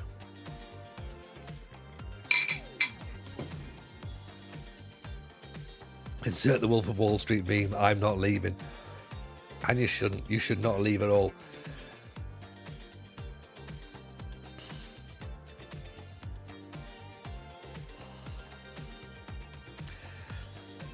I'm just going to leave that on the screen just for a second. Everyone can just have a little think. can look around and be like, this is a bad idea, Tony, isn't it? This is a really, really, really bad idea. They do have Beraton. They've still got Jack Clark, Haidara, Snapball.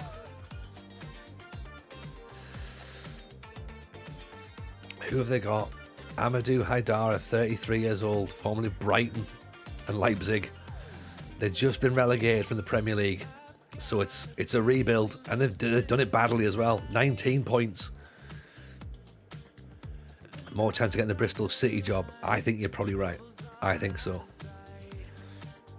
They do have Renford Raspberry. Let's be honest, they've got that. Beraton Diaz is 32. Willie Mulligan. Look at Willie Mulligan. We like him. 32 years old. Kerem. Dujo Sterling. Look, I'm gonna call it now. I like the idea of Sunderland, but I feel Sunderland should be the final piece of the puzzle. That should be where we lead to. The save should end with us winning the Premier League with Sunderland. Or like, when I win the Premier League, it should be with Sunderland. That's where it should be. I've still got League One to do.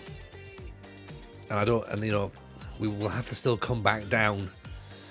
The save should end with Banbridge. Taking Banbridge all the way back up. Win the title with Sunderland, then go down to Banbridge, go all the way back up, and then win it. Win the Champions League with Banbridge. Champions League. Win the Steel and Sons Cup.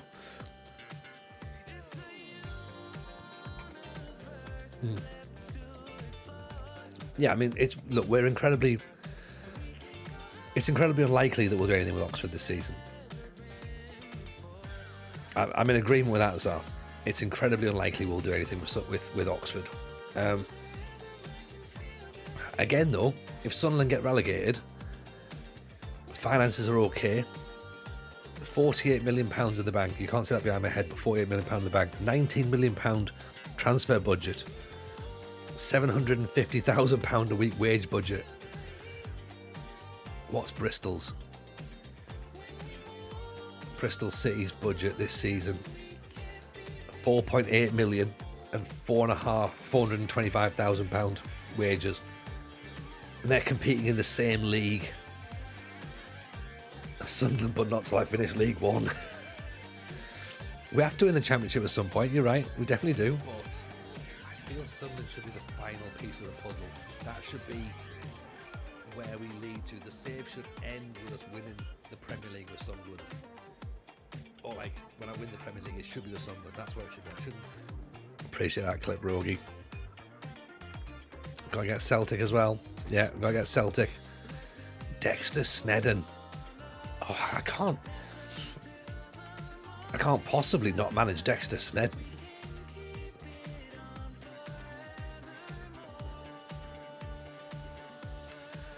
The chat say yeah.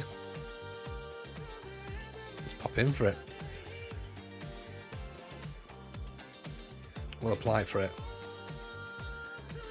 I have a feeling we're going to be slightly... I have a feeling we might get laughed out of the building here. But that's fine. Dungannon, we can go make amends there. Inverness Cali.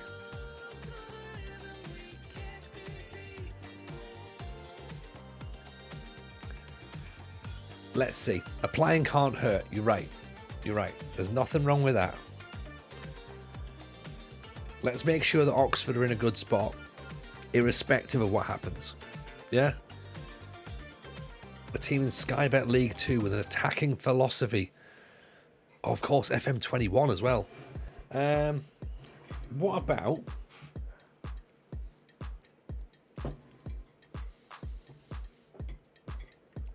Forest Green? Again, I mean, it's a bit of a hipster choice, to be honest, but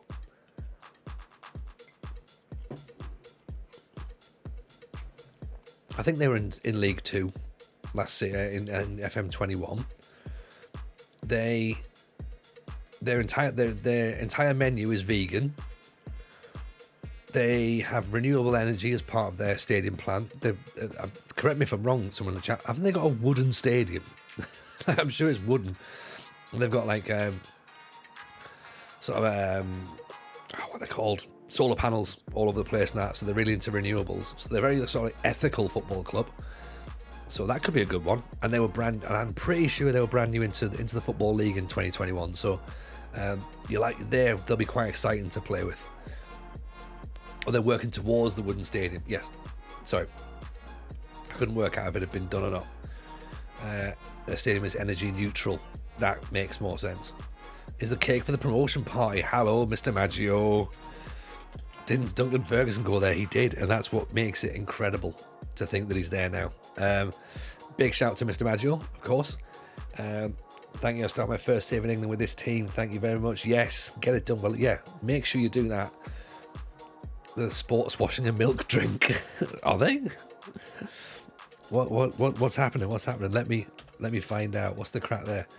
Make sure you put your keep us updated, by the way, Sebastian, in Discord on on your Forest Green save.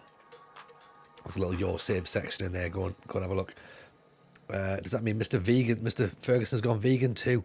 No chance has Duncan Ferguson gone vegan at all. Like maybe the closest Duncan Ferguson has come to being vegan since going to Forest Green is he now washes his hands after going to the toilet. That's probably as close as it is, I think.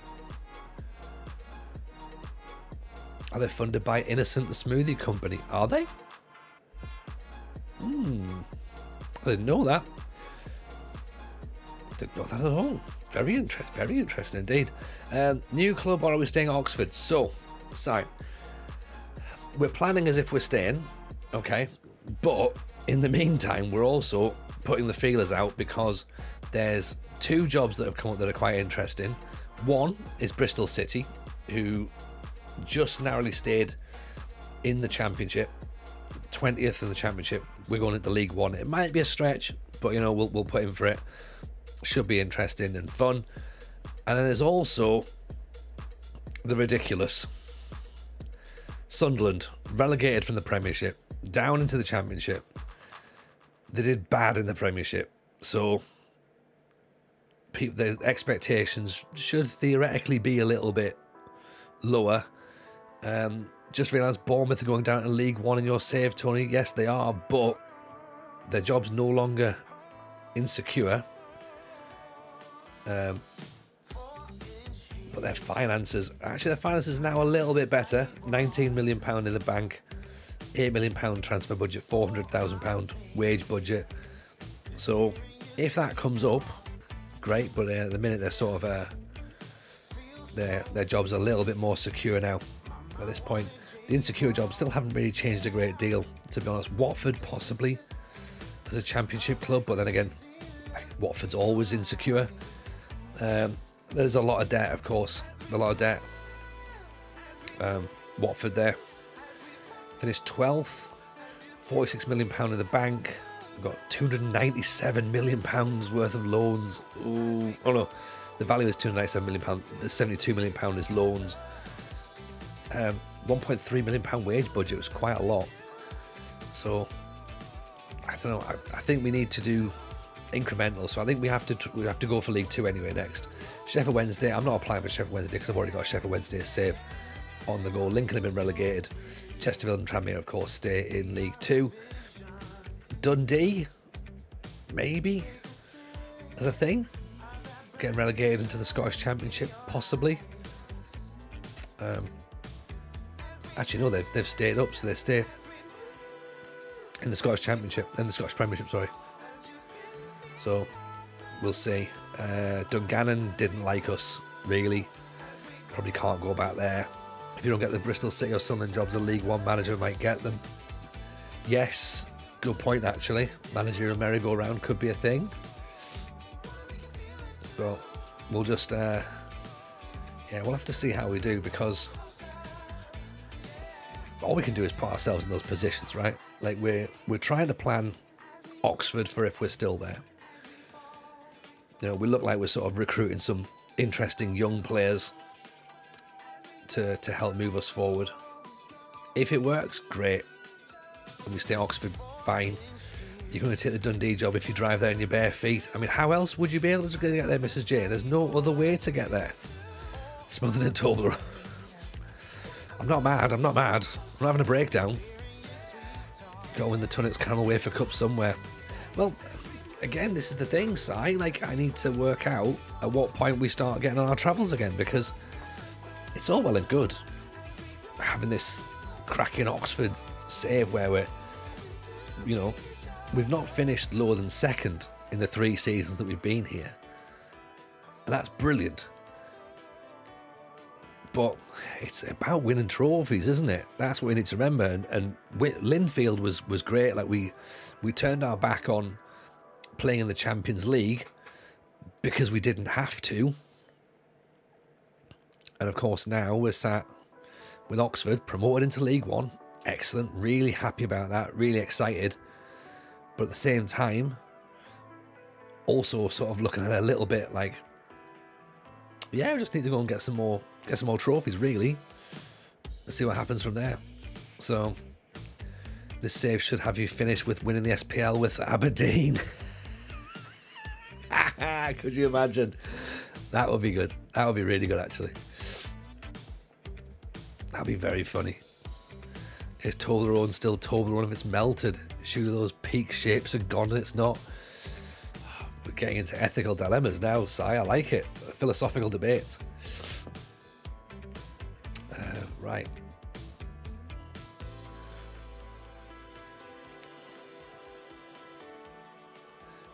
Alfie Gilchrist gets another year.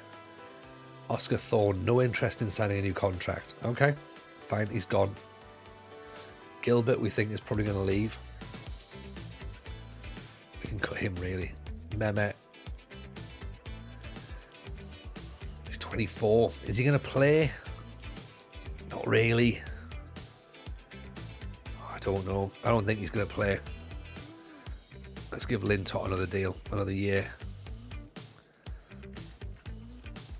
Will he go as a regular starter rather than as a important first teamer? Yes. And he's on a little bit cheaper wages as well. Excellent. Blenkinsop doesn't want a new deal. Frankie Marmalade we have to keep because that's Raggio, so we have to give him another deal. Barry Hercules, poor Barry Hercules. Again, one of Mrs. J's, so he's got to stay. And Blakey, of course, I can't believe we've nearly missed Blakey.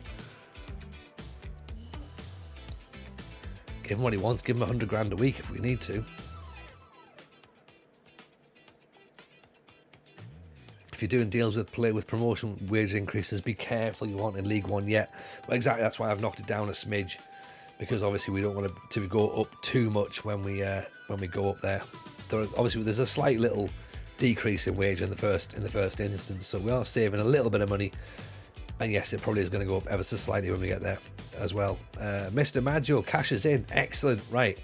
Si, how do you want to do this? Have you got a specific position of player in mind? Have you got a someone that... Oh, shit. Yeah, have you got a specific position that you want to look at? Or do we give Robbie Fowler another year? Why are you not looking to move clubs? Asked Monty Crammer. Well, we are in a sense looking to move clubs. If one comes available, we'll certainly look for it. But you can only really sort of apply for what's available, and if there isn't any jobs available, then we can't really be looking for it. We've put in for Bristol City and Sunderland, so I suppose that's technically us looking for another job. So I don't really know how much more else we can do with that, you know. Is the new gen at your club?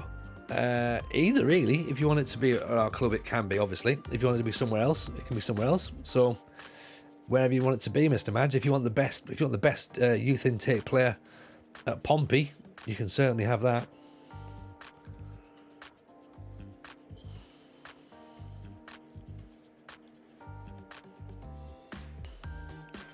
Let's just try and just get this staffing sorted.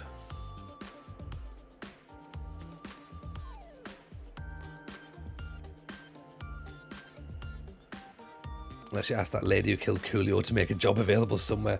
I mean, she would absolutely make a job available, but unfortunately, don't want to have a job with blood on my hands, you know? Brian Horseman. Look at that. What a name. Shit, I need to stop clicking the walk away button, don't I?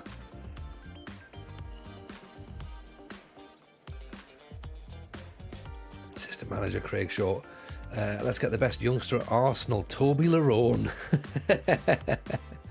I like it. I'm alright with that. We can definitely make that one happen. The best youngster at Arsenal is called Toby Lerone.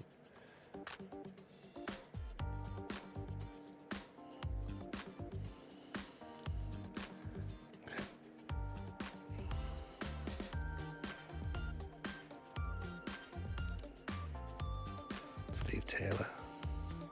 It's not the snooker player Steve Taylor. Change his nationality to Swiss. Oh, could you imagine if you could? You'd need the live editor, wouldn't you, to do that? Sadly.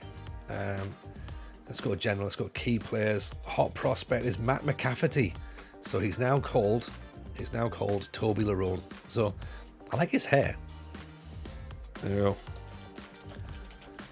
Toby Lerone. Happy? There he is. And you know what? I think a centre-back suits them as well for that.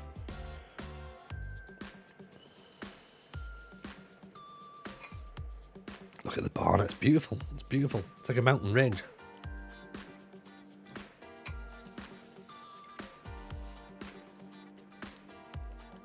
Exeter have been promoted to League One, so Crewe missed out again. Crewe definitely didn't make it. They missed out promotion on goal difference. Cardiff in the Championship. What do we feel about Cardiff? £36 million in the bank, £3.8 million budget, 500 grand wages. I mean, is it a way to manage your Wales without managing your Wales? Now, springtide. Now. We have to take but it's also not real though, isn't it? So it's we have to go somewhere. Like, we've already had people angry that we're managing Oxford. If you've not seen it on TikTok and YouTube Shorts, I did a bit where I had someone was pissed off about the fact that we were potentially going to manage a team that was close to a naval base, and I was like, well, there's not much we can do about that. And we went through all the other areas of where we couldn't manage, and that was land, sea, air. We ended up looking for a job in space.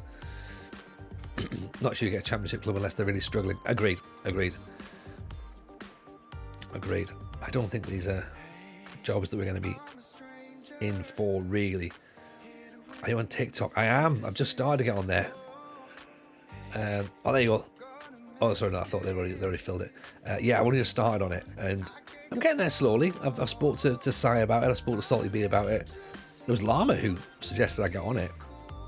So, yeah, we've started putting some little bits and pieces, trying to sort of do snapshots of the stream and stuff to sort of post up on there. So there is little bits in there. So,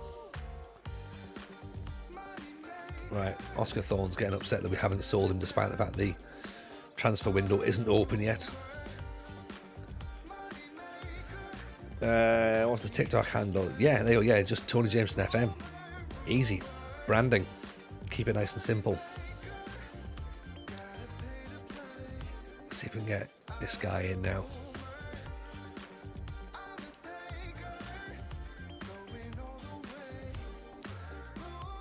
How much is he on at the minute? 3.5. Let's go for 2.7, shall we? 1 year deal? 2 year deal.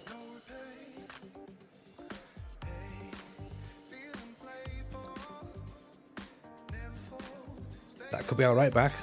Hayden Hackney's still here. He's going nowhere.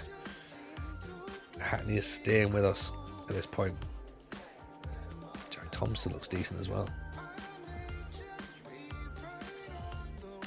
Who else did we have on our list of people that we wanted to go and have a look at for expiring contracts?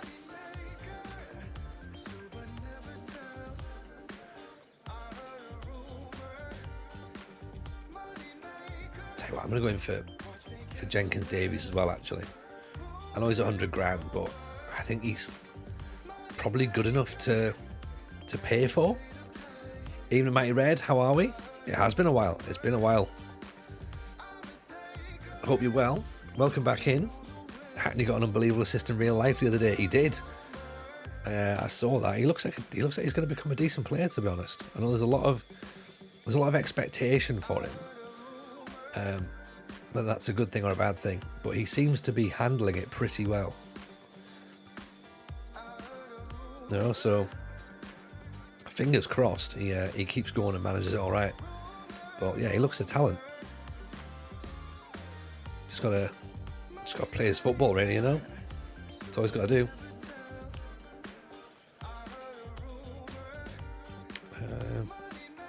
Fennick, that's the other guy we were looking at, wasn't it? Wonder how much it's going to cost in terms of a compensation, though, because he's only young. Nothing. He's 23, we don't have to pay any compensation. Nice. Right, okay, we might actually be starting to get somewhere with just the planning for next season.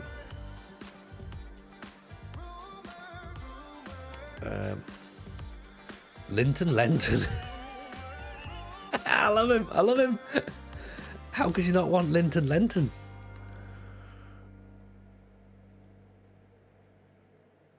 What a great name. First touch is good. Great signing for the future. Great signing for the club shop more than anything. Linton Travel Tavern. Yeah. Get him in. 120 grand compensation? No, not at all. That's apparently a thing. It's not. Obviously, I've not named him, but yeah, that's the guy. Centre back was what we needed, isn't it? Well, that centre back from, was it Cardiff? I think.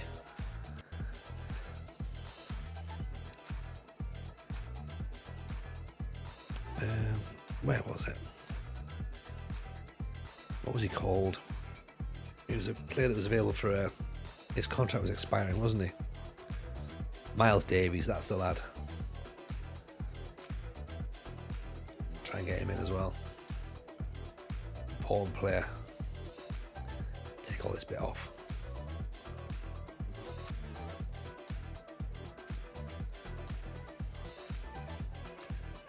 Relegation release clause. Can we pump that up a smidge? 500 grand?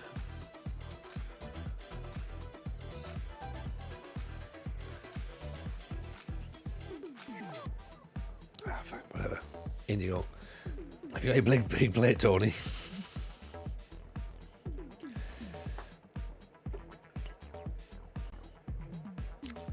What do you think of the pedestrianisation of Norwich City Centre? We managed Norwich last season as well, actually. That should have been our Alan Partridge moment, shouldn't it? Shrewsbury have made a bid for Oscar Thorne. Okay, off he goes, because sadly, we can't keep him. Rotherham want to go in for Blenkinsop. Again, we can't keep him either, so he's going to have to go. Take Andrew off the short list. Don't need him there. Monthly performances reviews, B+. Use the sausage as a breakwater for the beans. Have you never had a cup of beans before? Springtide. Oh, I'll make you a cup of beans. I was just busy watching a documentary about triads.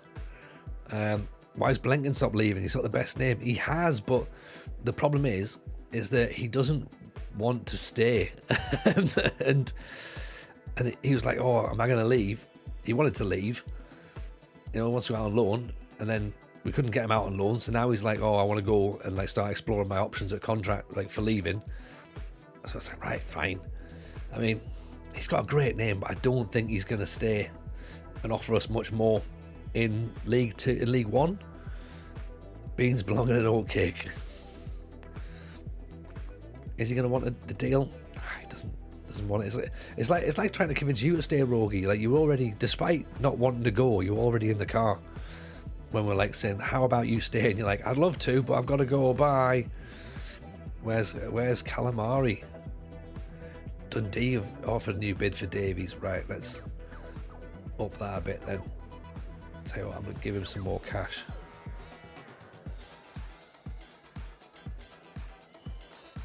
See if that works. I don't think it will. I think he's going to go now. Where's Bailey at? Bailey Calamari is now at Longford in the Irish First Division. He better be scoring goals for fun. 4 in 7. Right, finally got himself a move. So I never had a choice in the matter. None of us had a choice really, Rogie, in the grand scheme of things. Where's Providence? Well, Ruben. He was in the game. He was a Haitian international at the start of the game. Well, I say international. Didn't get didn't get a cap, and he's now left the game, sadly. Oh, poor Ruben. Again, like these former heroes that we've had, you know. Jenkins Davies wants to sign. Fringe player? Oh, yes, please. 1,600 quid. That's nearly double what he's getting, but it's probably fine.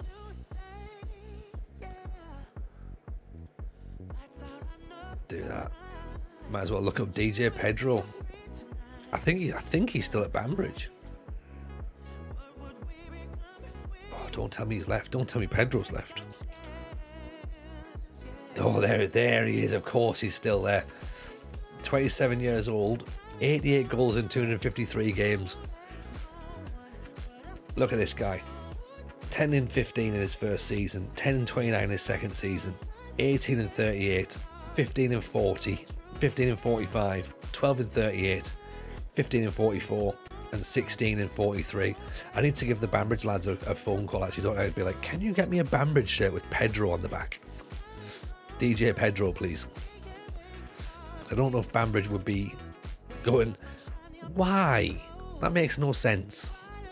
And then we'll get an Oxford shirt with a guru on the back. Chamadou's in. There's our right back done. Right back sorted.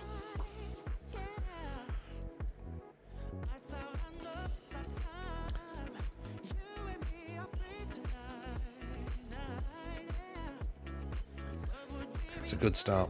You're right, Si. You're right. Every new FM you do make new heroes. 100%. 33. I was hoping for a fairy tale there to see him managing Peterborough. Oh, could you imagine? Imagine if he was there. Blenkinsop's off to Rotherham. All right, off you go then. Fine, be gone. It's a shame to see him go, but he's not gonna play. He's not gonna play. He didn't play in League Two, so he's not really gonna play in League One. I guess is kind of the thinking I've got to have with it. Really, you know.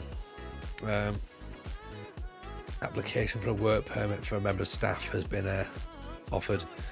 Do we have Jimmy Abraham yet? Not yet. No, Tommy Abraham, Tony Abraham, Tinny Abraham. The last real hero I had was Juan Macias. Where was he from, Barton? Is he related to Timmy and Tommy? He is. This is the thing, we need to get all the Abrahams in now. I am an Abraham. I come from down your way. And what can you play? I play everywhere, apparently. In real life, DJ Pedro was just a sub at Trafford FC. He was at Salford for a little bit. I think Bristol City taking their time. They are a little bit. They are. Where would you like Jimmy Abraham, Dan? Where's he going to go? Can't believe we've lost Ricky Duncan. Look at this. The best youth development coach I ever had. Yeah. Where do you want Jimmy Abraham? I'll tell you what. Do you want the big lad? The 6'8" fella? Do you want him to be Jimmy Abraham?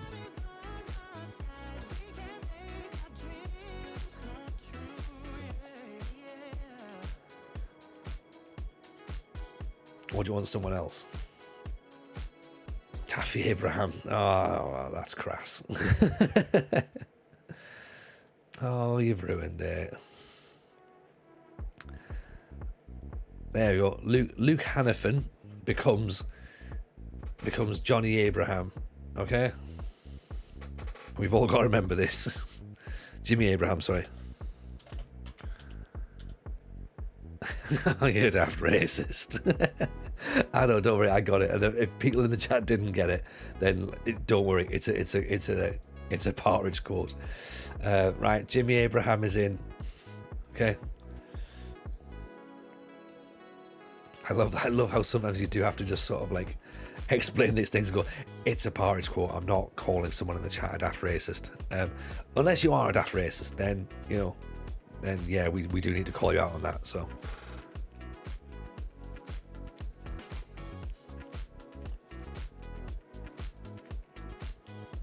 a fine choice of emotes, Dan. A fine choice. You're right, Bristol City are taking a bit of time getting back to me. Well, it took so long that I even managed to apply for a job at Sunderland and Cardiff. And now I'm considering the Jamaica under-23s. Limavady, Peterhead. Colwyn Bay is available. We could properly nosedive this save right now. Get ourselves into Wales. Isn't there a manager who's racist? Loads, I'd imagine. Wasn't it the guy? Was it Crawley? Was the last one? I think. You have to do Peterhead for the song alone. What's the Peterhead song? Cardiff offer a job interview. Interesting. Very interesting. I've never heard it. I don't think I have actually. Let me try and pull it up. I appreciate that, Devil. Thank you very much. That's very kind indeed. Let's have a little listen to this then. What's this Peterhead song? In the northeast of Scotland there's a team was supporting in the ground we call Balmore. They make the other team look like they play the Sunday League, so we followed the blue tune. We're Peterhead, we're Peterhead, join in with the tune. We're Peterhead. I mean, I'm mesmerised. The boys who play in blue. Will we sing? Right, this is 28 seconds in. Okay, there's still another minute and 30 seconds of this to go. Like, I can't. I'm already going. Surely there's already enough of that song. They don't have to have any more. But no. Apparently there's so much more. It's in my head. It will get in my head 100%. I've previously managed at Peterhead at one point, so Peterhead is an option, and it's fucking far as well. It was far away. That is a completely different save. Going to Peterhead. Things are very different up there. I can't really go with Peterhead because of the whole blue tune thing. This whole, that whole. I know it's not a reference to Newcastle. Pizza Head. There we go. Now it's an option. Into League 2 in Scotland. Is that where we want to go? We might as well go Colwyn Bay if we're going to properly nosedive it at this point. Do we go Colwyn Bay and be like, right, Cymru North, we'd have to win. We'd have to win that division.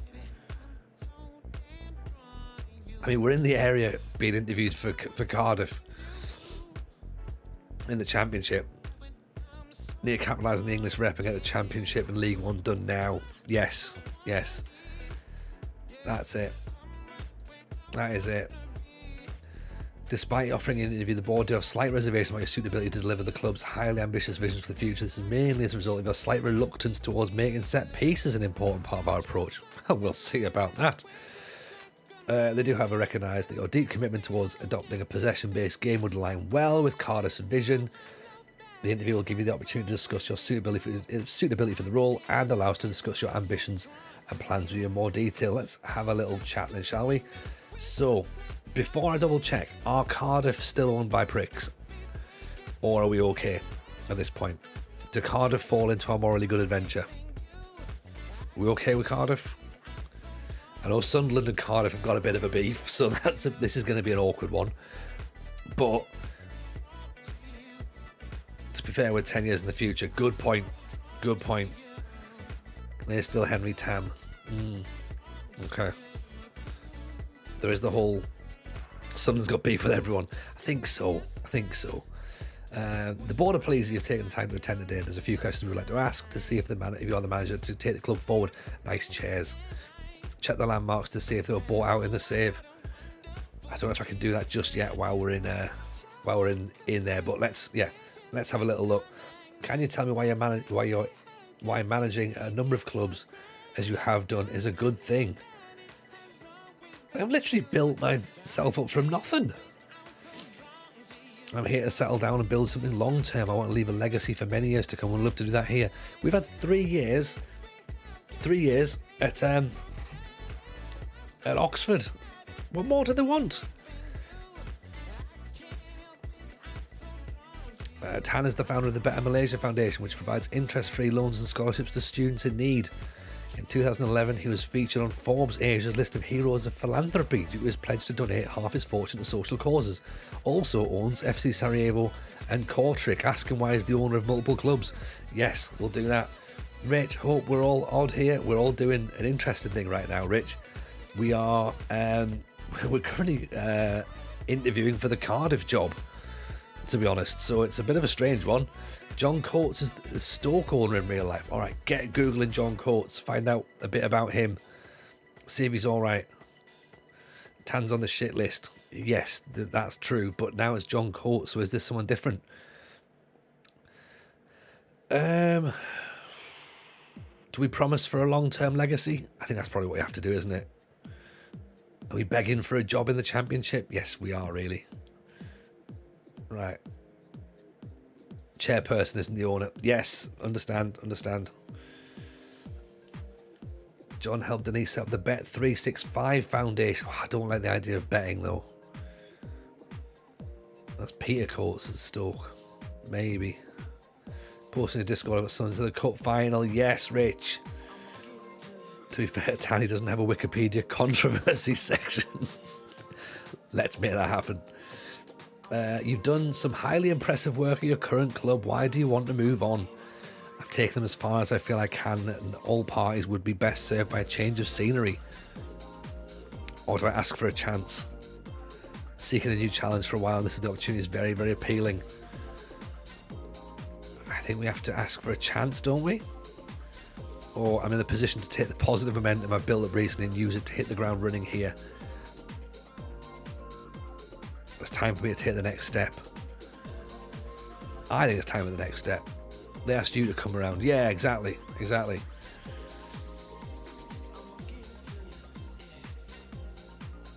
going to do that. Why are you thinking of making what some people would describe as a sideways move in management? I mean, poor Cardiff don't think much of themselves, do they? If they're thinking they're a sideways step from League One to the Championship,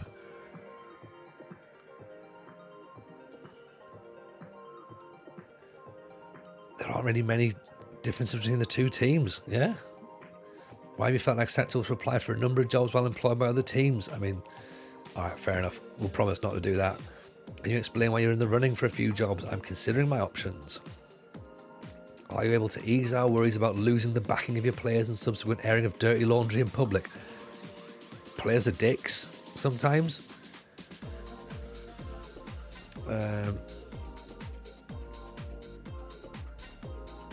Even Brazilian Fury, welcome in. Yeah, it's been a little while. You're right, yes, but you've missed us get promoted with Oxford, so we're now currently capitalising on that and interviewing for a job at Cardiff. Are you willing to assure us that you do a better job of maintaining a good dressing room than the previous manager did? Yeah, that's fine. That'll be all right.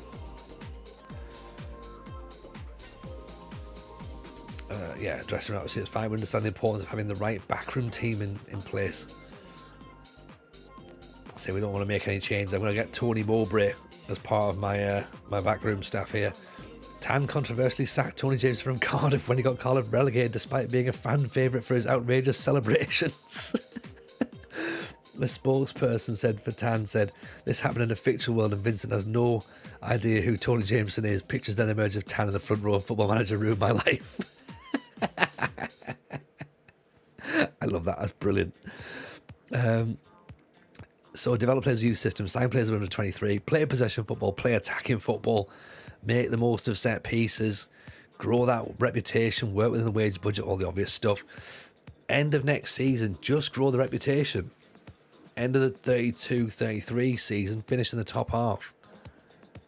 So just the top half of the Championship finish, really. That seems acceptable. We can't give you any idea for budgets. Well, that will help if we get some idea of budgets. That was interesting. A Cardiff job was very interesting.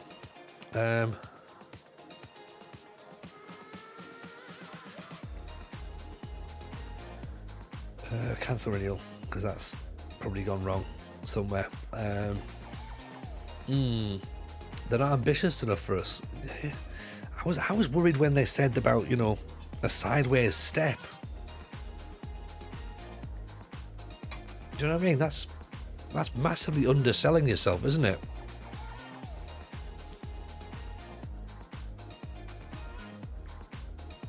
Like, they're a Championship club. Yeah, Bristol City are definitely morally better. I agree, and they were more. They were certainly more exciting because it is exciting. And looking at Bristol City, I'm like, yeah, okay, cool. That's there is something to work with there. There is that. Stadium's great. The youth academy's great. Hummel kits. I'm all with that sort of thing. Didn't Bristol City just hire Joey Barton? Hopefully not in real life. That was Rovers. Yeah, I feel Bristol City would be a better fit.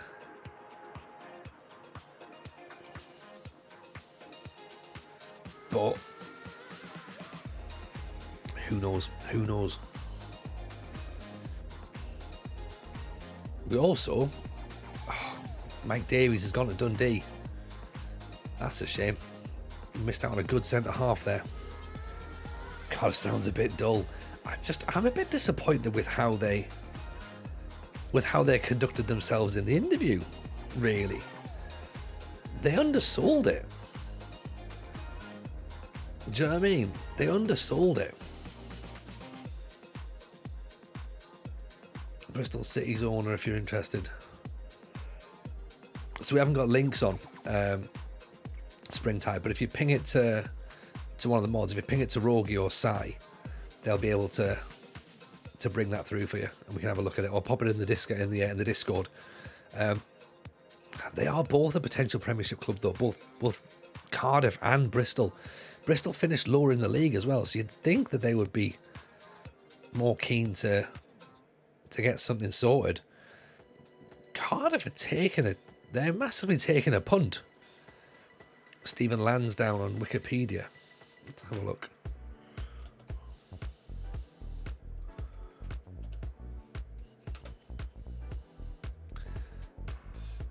English-born Guernsey billionaire. There you go.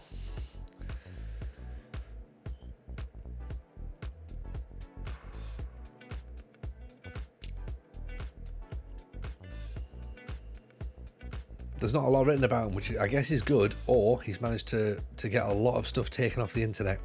What were the respective media predictions? Season just finished. That's a good shout. So let's have a look. So Cardiff were expected to finish 17th, Bristol City 18th. So, there won't be many postman-only football clubs or butchers. Maybe not. Rogi, if it helps you sway, I'm open to a move to Cardiff.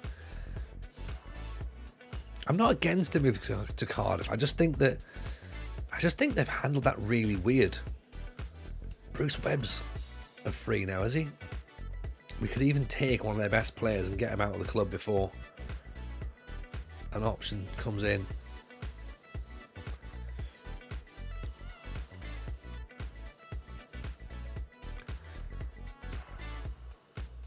They've got Amir, 34 though. Of course he is. He's not going to be young, is he? I'm not massively convinced on Cardiff at the minute. I don't know what we'd get in the Championship. I don't know what we'd get in the Championship with Bristol City either, if I'm honest. I don't think we'd get an automatic promotion. I think where we have options, I think things like League 2 sides would be, League 1 sides, would be looking at teams like Hull, we'd be looking at teams like West Brom. Are we better doing what we're doing here, stacking the team up so that we're ready to go for next season, essentially treating it as if we're staying? Realistically, we need to wait for relegated sides. I think we need to make sure that the decisions we make, the next move has to be the right move. It can't be a short-term move. It can't be a little Dungannon where we jump and just literally win something and move. Unless that is the play. Move just when we're in a position where we have to get something locked down.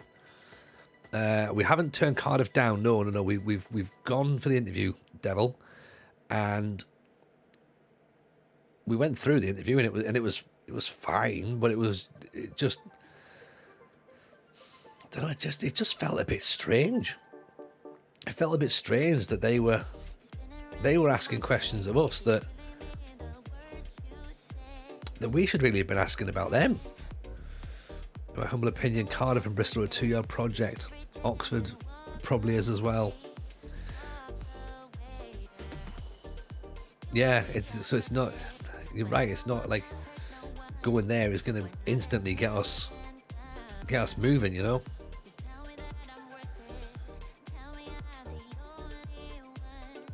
Oh, hello, Jamie Bullock. $2,000 for you, fine, whatever.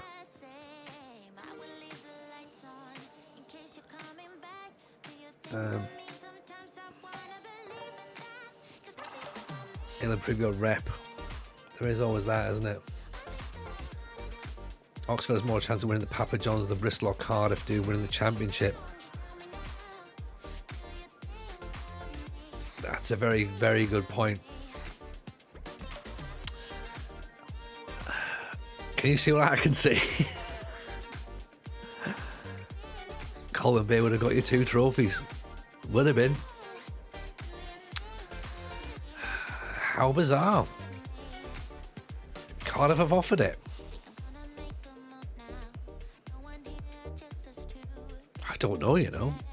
£3.8 million budget. £500,000 wages. Finish mid-table. We can delay it. We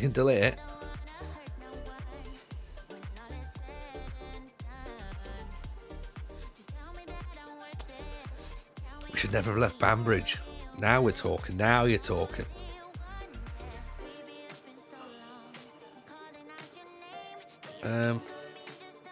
What's the squad like? You can delay it twice. Obviously, we're not going to know much about the squad because we've actually been masking on as well, haven't we? So there's that little thing to think about. Although Nikolai Müller is potentially valued at 20 million quid. So he might be decent. Have to delay it. If you go in Championship, you go all out for Sunderland.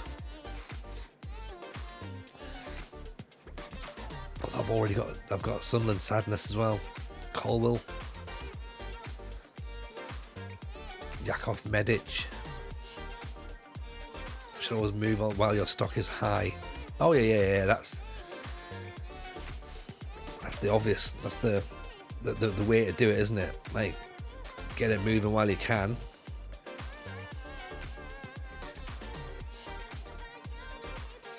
Mari Forson. 34-year-old Reina Motta.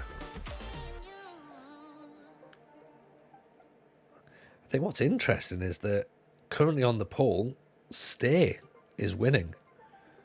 Now, is that because this isn't the club to go for? Or is it because Oxford are looking fairly promising? Or is it because we don't think that that any of the options at this point are going to get us a trophy next year? And are we thinking more strategical with, well, we have to win something. What's the point of just moving for moving's sake? Is a squad full of 30-year-old guys or is a decent number of youngsters? There seems to be a mix, to be honest. There's players who are definitely players in their 30s. There's a couple of youngsters who are coming through who we sort of like look fairly interested in. Davies, of course, is already just gone. Squad looks all right, but then we also need to remember, though, is that does it look all right because of the fact that we're at Oxford and players are going to look all right compared to Oxford? Are these players as good as what Bristol have got? Are these players as good as what Sunderland have got? And also, is there just a chance? And forgive me for asking this question out loud. Like, is Watford an option?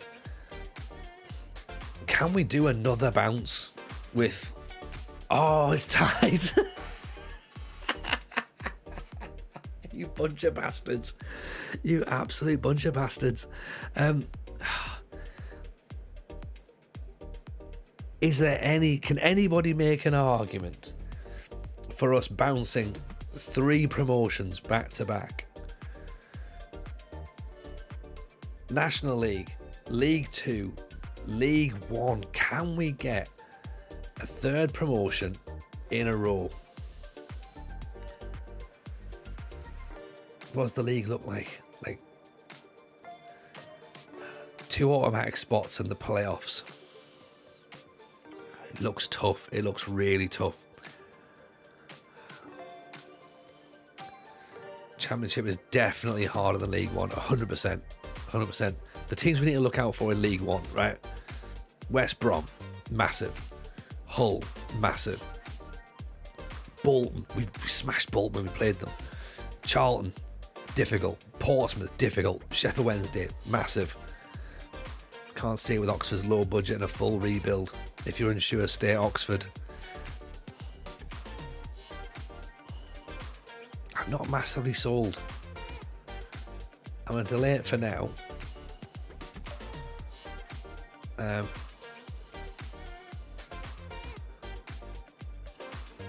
We have just sold a couple of players.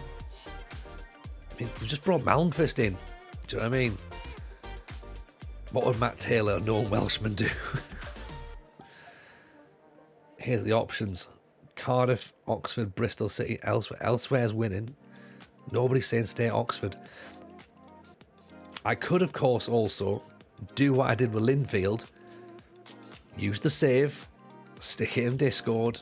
People can continue with it. Let us know how you get on with Oxford. And that, I think, is the best way of doing it, isn't it? League 1 to Championship is a bigger quality jump than the Championship to the Premiership. Oh, 100%. 100%. The Championship, I always say the Championship is the hardest. It's the hardest league to get out of because the quality of teams down there are just so good. League 1's getting harder because there's more Premier League teams dropping in as well.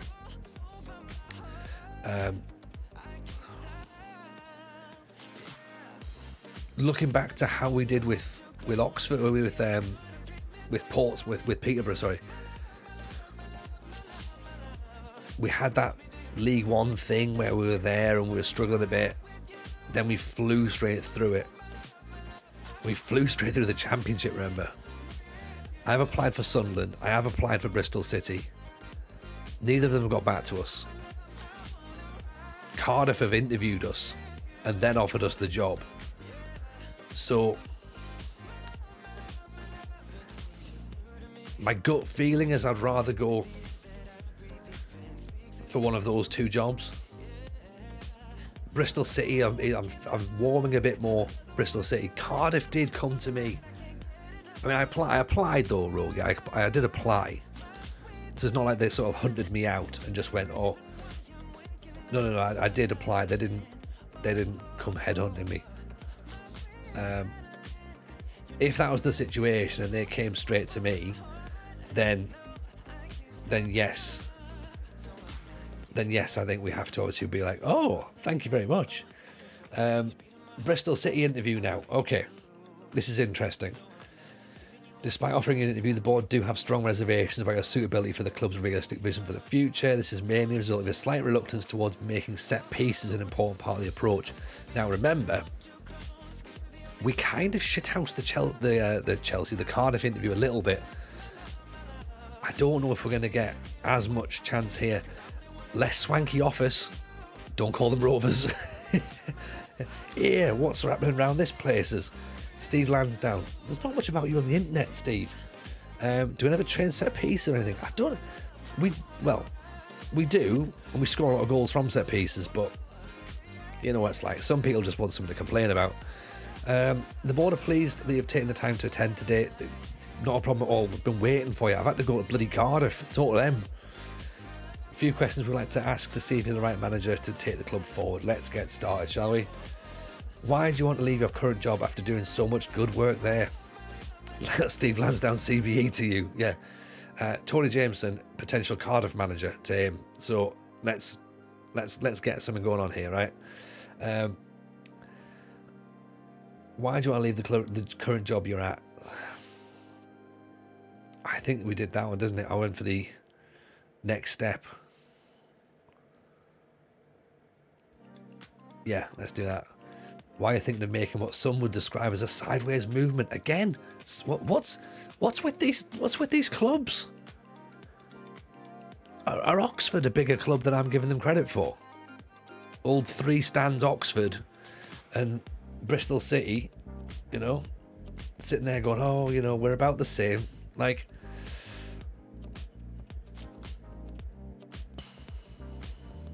FM's messing up a little bit. I think so, yeah. I think so. I'm keen to keep progressing. I'd love an opportunity to do that here. Well, there aren't many differences between the two teams. I think it's all right. Do we ask for a chance? Do we kind of beg a little bit for Bristol? Are we going to make a bigger play for Bristol?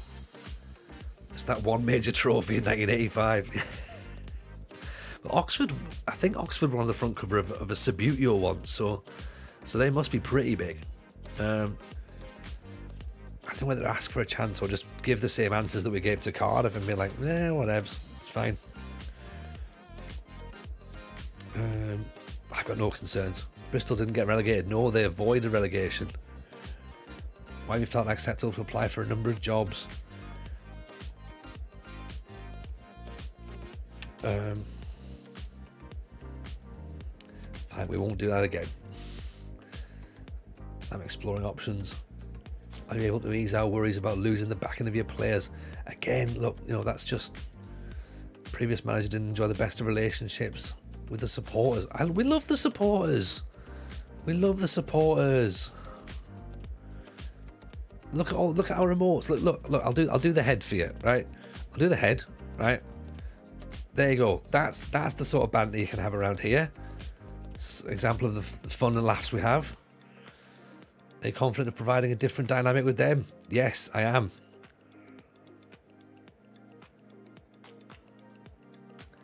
Our last manager didn't get on well with our fans. Will you be able to do better? I can earn the support of the fans. Please don't clip that. Please don't clip that. It fit in your core demographic. I'm confident of earning the... yeah, you know what? Let's promise it. If the fans get me out, the fans get me out, okay? What sort of budget are you anticipating for the backroom staff? No budget. I'm just going to have you all work with you all lot. It's great. We would like to share our vision of the future with you. Good. Develop players using the youth system. Make most of set pieces. Yeah, we get that whole thing. Record a top half finish. Well, that's next season. So nothing for next season. Just basically be in the championship still. Okay. No budgets just yet. That's fine. Okay. Bristol job done. Okay. I thought that was a good interview. I thought the bit with the heads was, yeah, that was all right. I think he would have found that funny. Potentially. I suppose Oxford still have the League One Championship reputation they started the game with. That's a good point, Fatnage. That is a good point. I hadn't thought about that one. I like the bit where you didn't call us Rovers. You know what I mean? Sometimes that's all you got to do, innit? Just make sure don't say Rovers, don't say Rovers, don't say Rovers, don't say Rovers. How did the season end? Asks Yeron. Welcome in, Yeron, by the way. So the season ended, Yeron, in wonderful fashion. Sorry.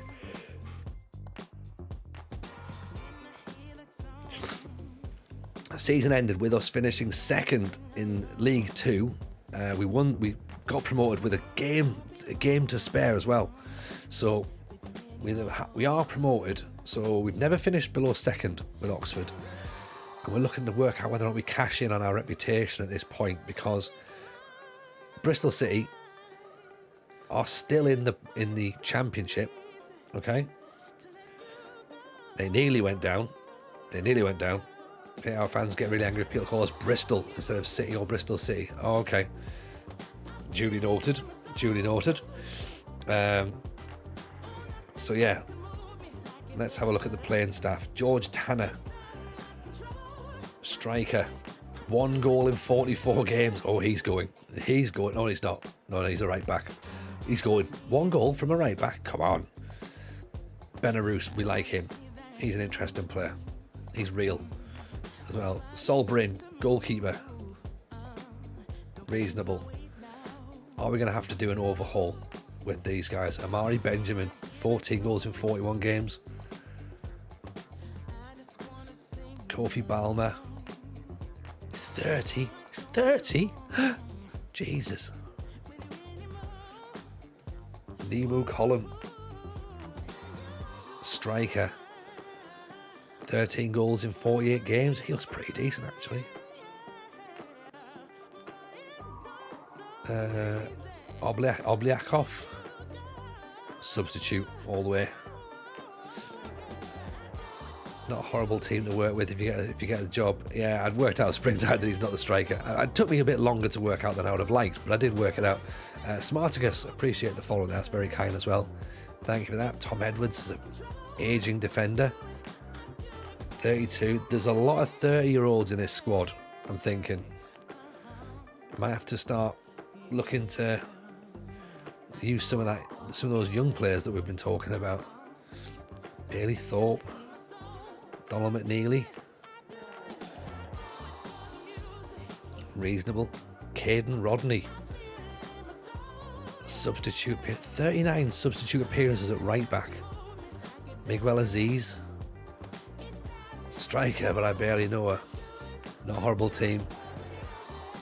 Miguel Aziz, not too shabby. They've got that Riley lad from Man City. Team full of right backs. Jairo Rijderveld. Dutch, Surinaman, Indonesian. Yes. Lubos Chermak. Oh, now we're talking. We've got a player in called Lubos. He looks decent. Darius Hellawell. He looks handy as well, actually, for a left back. Riedewald does look decent, doesn't he? 34.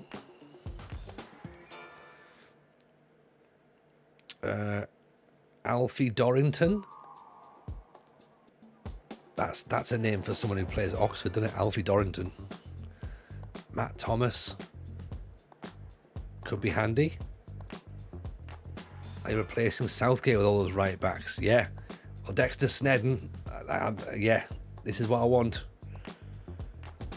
Give the ball to Dexter Snedden. Ian Hughes, 6'5", centre back. Good jumping reach, good heading, tackling, teamwork. He's our new centre back. Admir Heric, Bosnian goalkeeper. Oh, he's leaving. Boo. Corby Elcock. Loic Pelops. Might be an interesting player, possibly. Charlie Twine. Reasonable. Adam Richardson, 27, 6'5". Former Sunderland goalkeeper. I've accepted Bristol. Not yet. We've not been offered it yet. I'm just having a little nosy around. He looks quite decent as well, actually. Jack Stevenson. Out of contract. Harry Coles. We've not been offered the Bristol job yet. We've had the interview. I think it went well.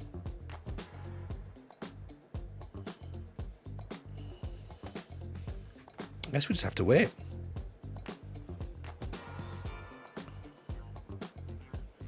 If Bristol come back, do we want Bristol? Is that the thing? If we get Bristol City, do we want to jump into the Championship?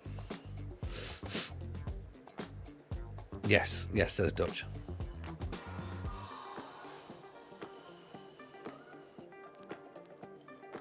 I suppose the worrying thing is going to be is if we don't get offered that, because I'm not massively feeling Cardiff. I don't know why. I don't know what it is, but I don't know whether it is just because I'm like, hey, you know what? Like, Oxford's fun, but I think we have to potentially just remember that maybe we have to, sometimes we have to move. Bristol City approach Jameson. £4.9 million transfer budget. So I think it's actually more money than we were given at Cardiff, I believe. 4.9. Let's just have a quick little look. It's certainly more than the 300 grand we've been given at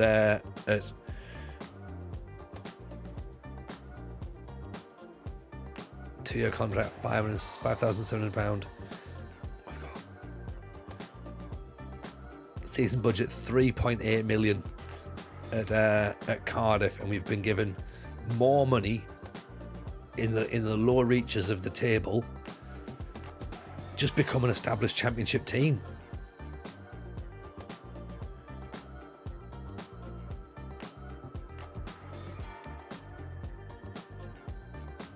Resigned from Oxford, low wage budget, over 100 grand less.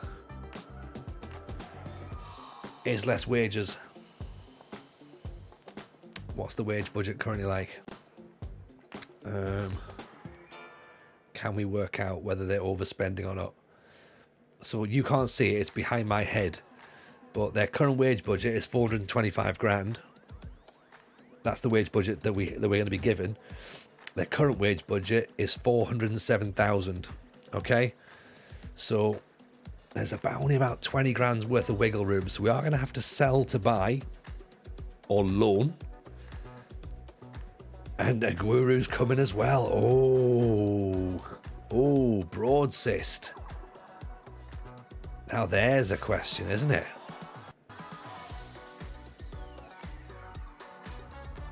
I mean, yeah, we could certainly move some players around, I think. I think Bristol City's the play. Out of contract players as well, yes.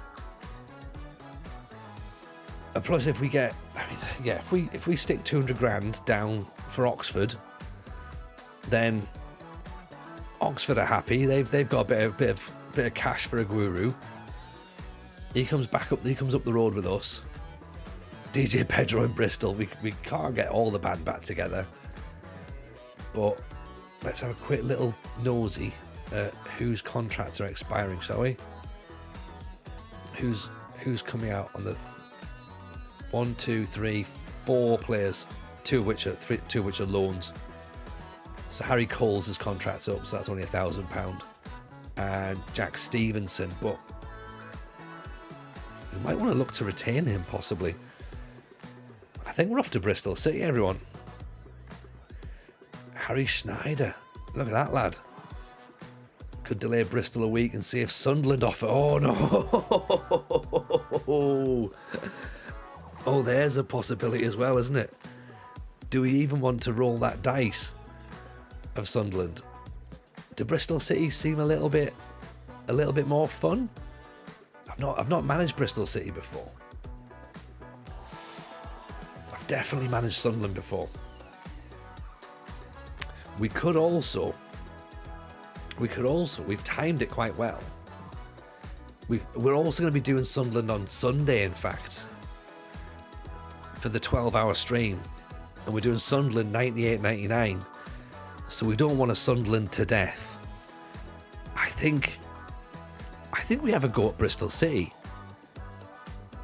and we might be able to get some. It's going to be Premier League players are going to be released as well. So we might be able to bring some players in who could be quite exciting, and the Championship could be fun. And this Dexter Snedden looks like he might be a half-decent player. And I'm quite intrigued to see how we get on. Could we bring Steam Power in? Maybe? Make it easy when they give you 25 million to spend. It would be. It would be.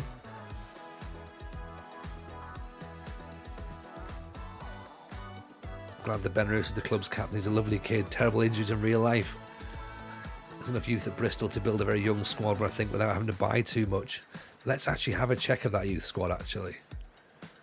Devar Mundy, Bermudan. Jamie Wynn. We're not gonna know too much, but he's from. Oh, I thought it was a Peterhead. I was like, oh, makes complete sense. Yeah, we're not going to learn about the youngsters at this point. I mean, Richard Brown, 15-year-old. Supporter culture. Mainly core. Bit of family, some fair weatherers in there. They've not won a lot. They've won a Pizza Cup before, so that's a good thing. That definitely means that we're interested in there. They've won the Welsh Cup as well, which will be. They've definitely not played anywhere else other than just the Carabao and the FA Cup last season and the league. The sun is shining in the background. We take her away. Yeah. There you all right. Yeah, that's the thing. We're trying to work out whether or not we look to take the Sunderland job again on stream or whether we just go with Bristol City. I think Bristol City. Not managed Bristol City before. Pat Mountain.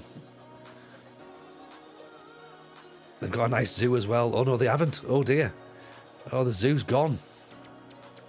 Jason Ewell is a coach. So we've gone from Robbie Fowler to Jason Ewell. Brian Tinton, Neil Swift, Richard Gould. Ivo Simbiev. They are building a new one. There we go. We're getting a new zoo. I mean, yeah, that's the thing. We're getting a new zoo. Like, why would we not want to go there?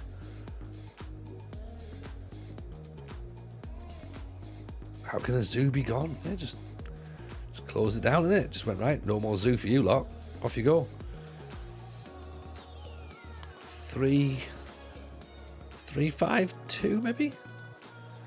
Bristol will be a good setup.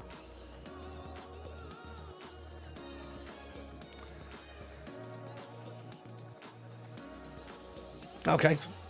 Are we delaying it or are we just taking it? I guess that's the question we need to think about ourselves, isn't it? Are we just going to go for it? So no job applications and acceptable managerial support. So there is still caveats to it.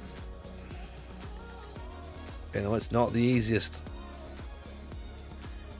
Still people saying delay. Still people saying take it.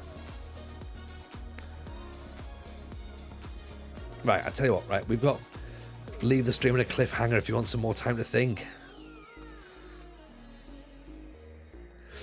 I think the thing is, if I leave it on a cliffhanger, then I have the whole thing of like, oh, what are we going to do? And I don't know, is it going to get in my head a little bit more?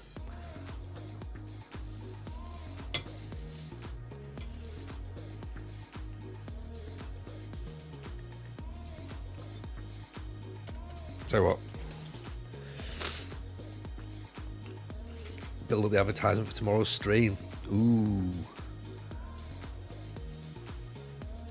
You're a smart man, Rogie. You're a very smart man.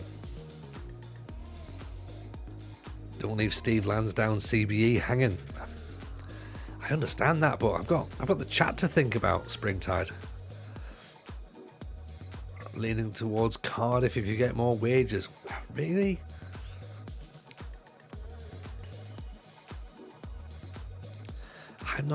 I'm still not 100% on Cardiff.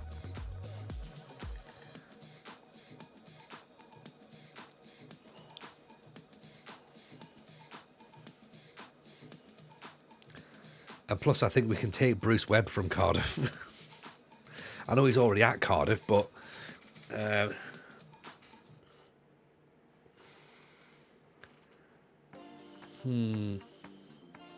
still think you've got more chance at 2 trophies with Oxford than either of these.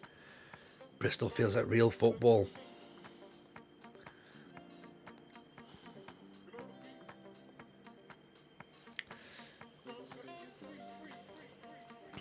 We're leaning towards Bristol City. We're leaning towards Bristol City.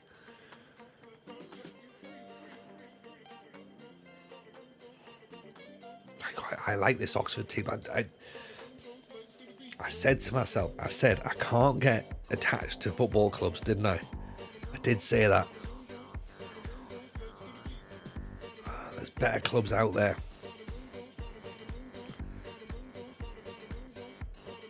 In terms of winning stuff, probably.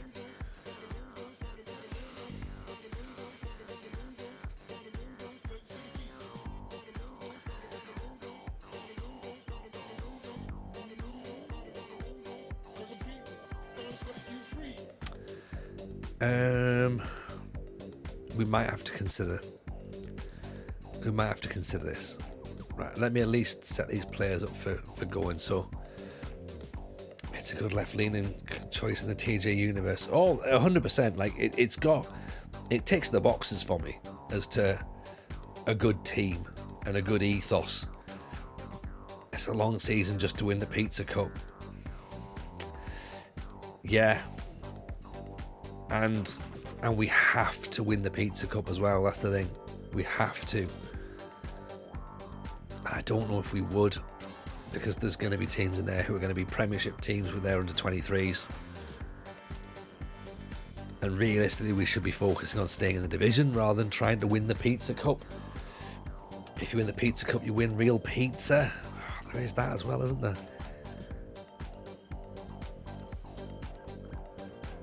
You can always come back for pizza when you've got your pick of the clubs down the line.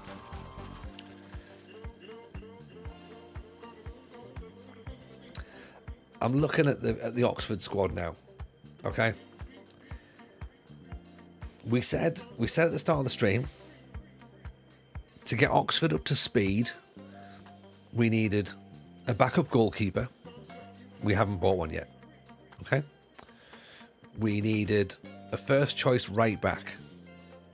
We think we've done that. We think we bought that lad in from Colchester. Is it Colchester? Here it is. Yeah. Colchester. So Junior Chamadou is the right back. Okay. We said we wanted a first choice centre half. We haven't got one. We've been rebuffed twice for centre halves. So we aren't getting a centre half anytime soon. We said we wanted midfielders. Harry Lister's coming in. Looks a good central midfielder. We brought Jenkins, Davies in. Good midfielder.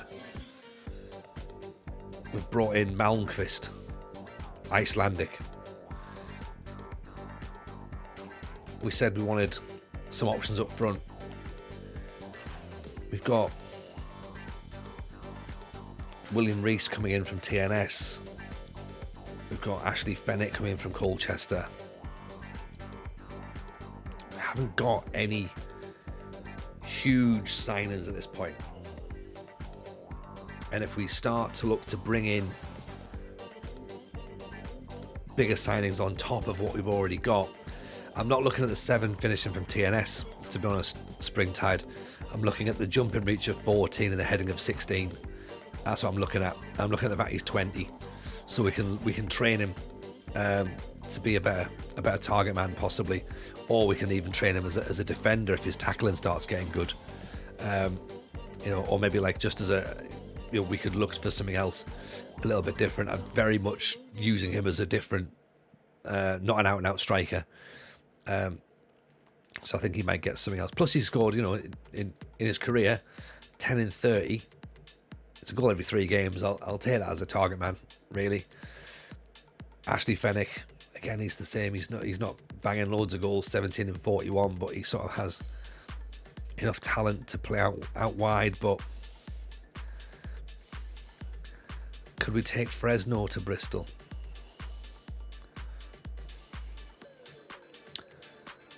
Potentially, but I think Fresno still lacks a little bit. We'd never find out about the Bristol new gens, apart from that Snedden, who we quite like. Would he come here? I don't know. Like, Fresno's good. 16 finishing, 17 determination, 14 off the ball, 14 acceleration, 13 anticipation. We've been playing him out wide because we haven't. We put a guru through the middle. Have we been doing Bobby Fresno a disservice by having him out wide? Would he be better going through the middle? He's 5'9", he's 19. Could he push on a little bit more? He's going to cost us more money. You know, he's going to cost us a fair whack actually to get him moving, because we obviously don't have a buyout clause in there. Could we get Aguero? Is Aguero going to come to Bristol? Is he going to score goals? Probably will score goals. I mean, he's got everything he needs. All those mentals are fantastic. Physicals are good. He's 26. Is he hitting his peak? Maybe. Could we get him for a couple of $100,000? Maybe. You know, or do we leave him at Oxford to do his Oxford thing? Again, that's an option. Paley, is he going to come with us? 24. Again, not sure. Like, how much could he step up?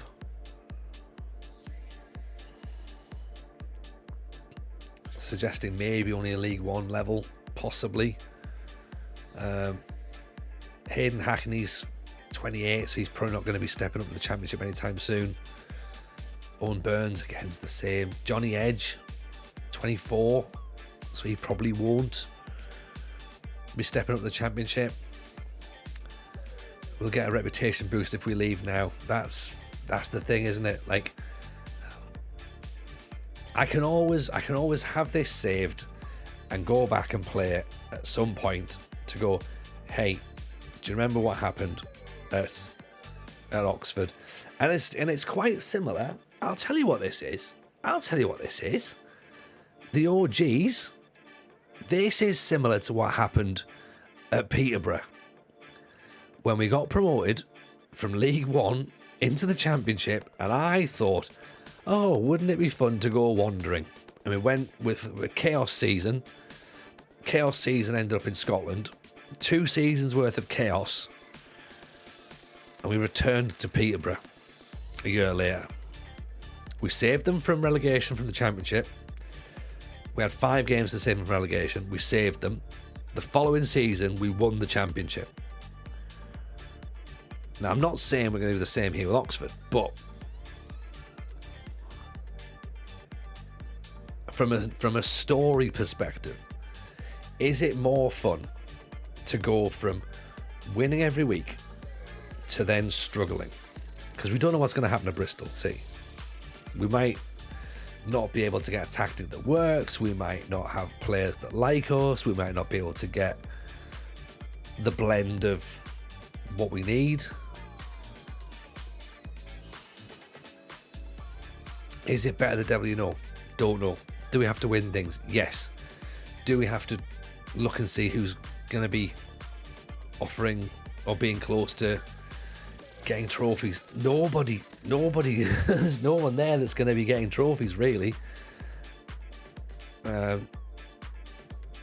not going to get the Chelsea job, let's be honest. Oxford and Chelsea is a bit of a stretch. So we're only going to be competing for realistically 1 trophy in the Championship. Yeah. The Championship itself. We're not going to win the FA Cup. We're not going to win the Carabao Cup. I mean, we could. It's not inconceivable we could win those cups. In League One, we are... Sorry if I'm keeping that microphone, by the way. In League One, we still have League One and we still have the Pizza Cup to go for.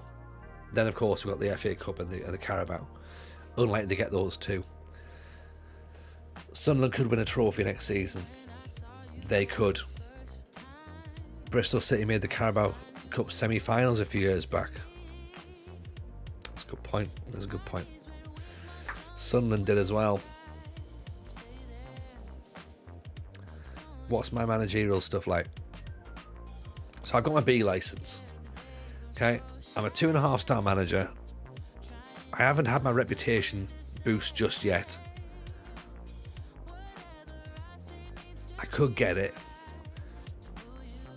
As much as I love the idea of Sunderland right now, yeah, and I think Sunderland goes later. I think the fact that we're going to do Sunderland on Sunday, albeit 98-99, I think we do that later on. We've been through that, to be honest. Bristol City I'm drawn to because it's something different. I do feel as though we are moving at the right time. Do I believe in the bottom of my heart that we're going to be all right in League One next season? Yes, I do.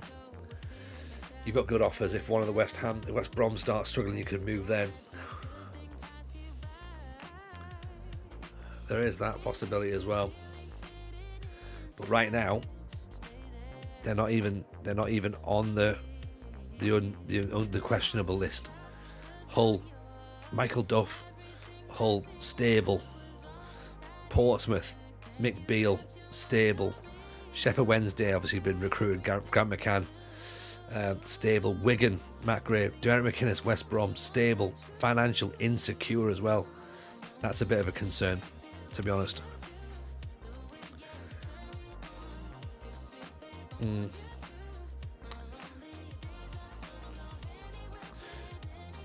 In debt as well.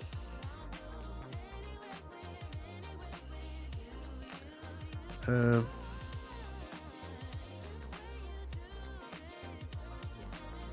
think Bristol win the championship anytime soon. They're not getting relegated to League One. I agree, Pilgrim. Might have to sleep on it. At least we've got to where we need to be. We've got like some interesting options now. We've got the option of Bristol City. We've got the option of Cardiff. We've got the option of staying at Oxford. We don't know what the situation is with Sunderland. I'll tell you what, let's delay this for a week as well, right?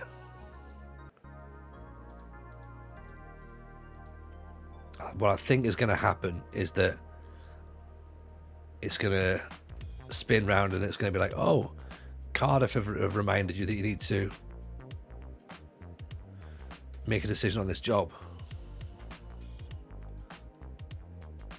And I'm just keeping just to see if there's anything else that pops up in the next week. You'll wake up Mrs. J and ask her opinion. Right, see, there you go. So there's the thing. So Cardiff have obviously offered. I'm not convinced on Cardiff personally. Right.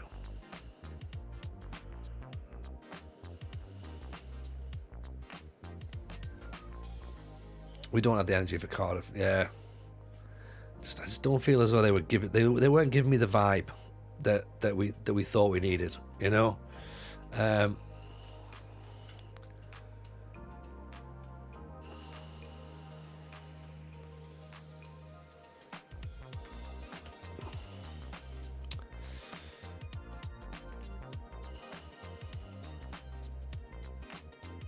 Seems like I'd rather stay at Oxford than Cardiff. I think I probably would, to be honest. And that's no disrespect to Cardiff. I just think that I didn't get the feel from Cardiff.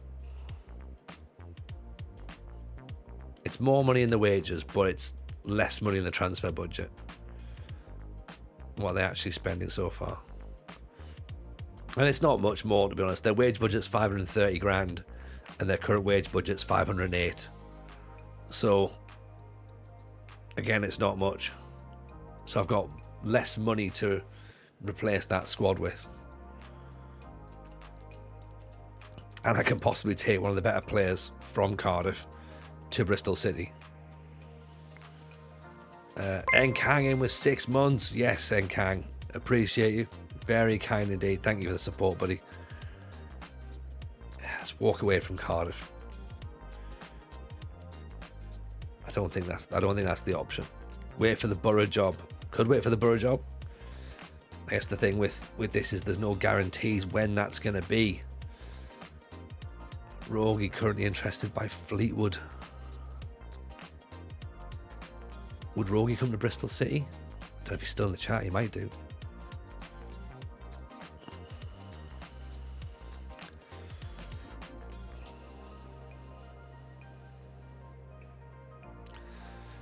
Decisions to make, innit?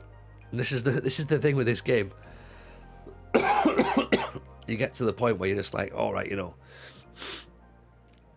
if it's between Bristol or Fleetwood, I'm going for Bristol or retirement. How's the save? Oh, Kang, it's good, man. It's good. We're in a very, very interesting spot now where we've been offered the Cardiff job, but we quite like Oxford. We got promoted into League One. We've done some transfer dealings. We've made ourselves. Sunderland have offered a job interview.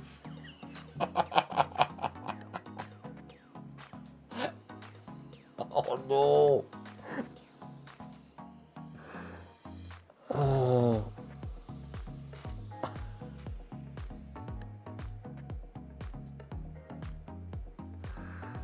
Oh dear. JH90, that is just perfect. That is perfect. Oh.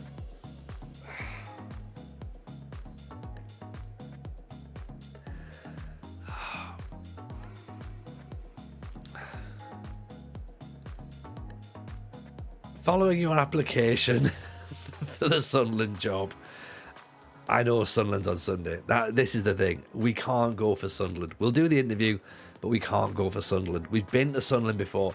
Sunderland happens later in the save, right? The reason it happens later in the save is they're going to get relegated. So they'll be expected to win the league, which is fine in a sense, right? But that's more pressure. We've got to win the title then.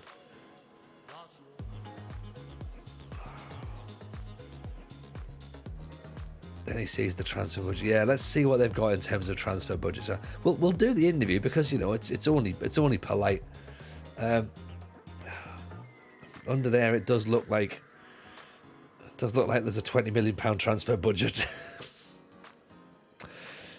Does look like they're spending more money on wages though, so possibly a bit more difficult. That very much looks like a 4-4-2 though, doesn't it? Oh, there's that McGonagall player that was a joke that I didn't fully understand. Yep. They've got Renford Raspberry. Oh Jesus! Oh Jesus! Let's do the interview. Hello, hello, Mr. Dreyfus. Not CBE, obviously. Full send for Sunderland. Sunderland are backed by a billionaire. That's the thing. They're backed by a massive billionaire. Can you tell me why managing a number of clubs as you have done is a good thing?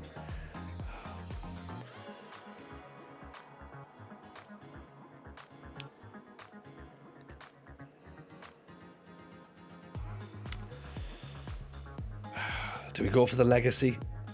Don't tell me he doesn't know how. I don't know Harry Potter, Raphael. I'm not a 14-year-old. Is he related to Julia Louis Dreyfus? I don't know. Maybe he's the son of the Marseille owner, if that makes sense. J Plums, appreciate the follow, by the way. My managerial appointments, yes. There you go. I have considerable reservations about the fact that you've shown a tendency to spend only a short amount of time at a club.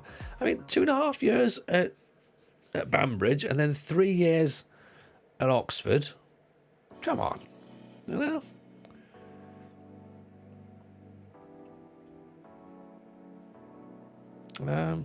Let's ask for a chance there. Why do you want to leave your current job after doing so much good work? I feel it's time to take the next step.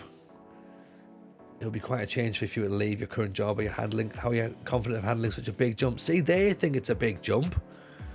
Not like bloody old Johnny Sidesteppers over there. You know?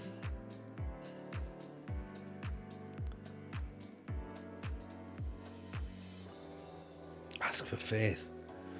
You developed a reputation for applying for other jobs while still employed. I mean, okay, we can't get that. We're considering options. Can we ease concerns? It happened a long time ago. Dressing room atmosphere, fine, we have to promise that. Don't want to change anything in the backroom staff. Okay, so the end of next season is the playoffs. So maybe not automatic promotion. Possibly.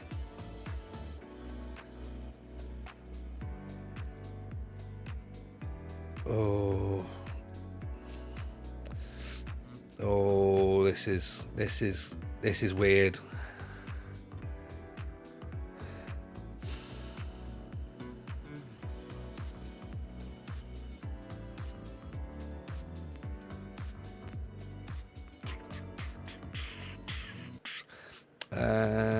Don't think quit is an option there.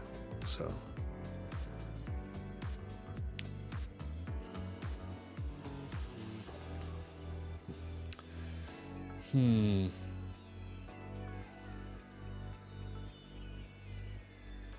See, the irony is Sunderland is the one that I'm like, yeah, that makes complete sense. Like, let's go and get Sunderland.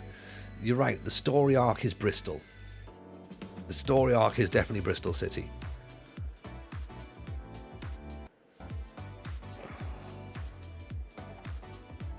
Mowbray as director of football. Yeah, we could do that, couldn't we?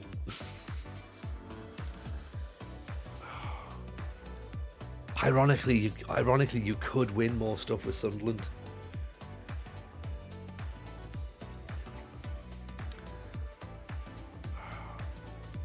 There is a thinking, isn't it, that you could potentially win.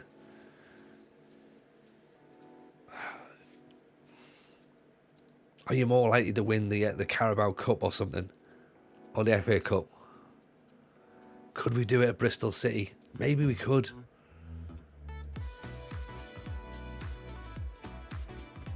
And what's going to happen is that's where we are. And now Livingston want Bobby Fresno.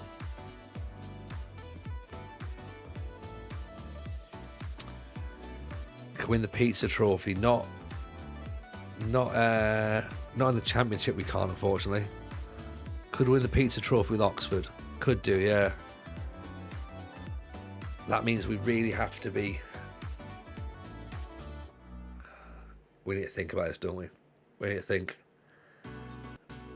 Do we still manage the Odds Esports Club? Not at the minute. No, it's all gone a bit quiet on that.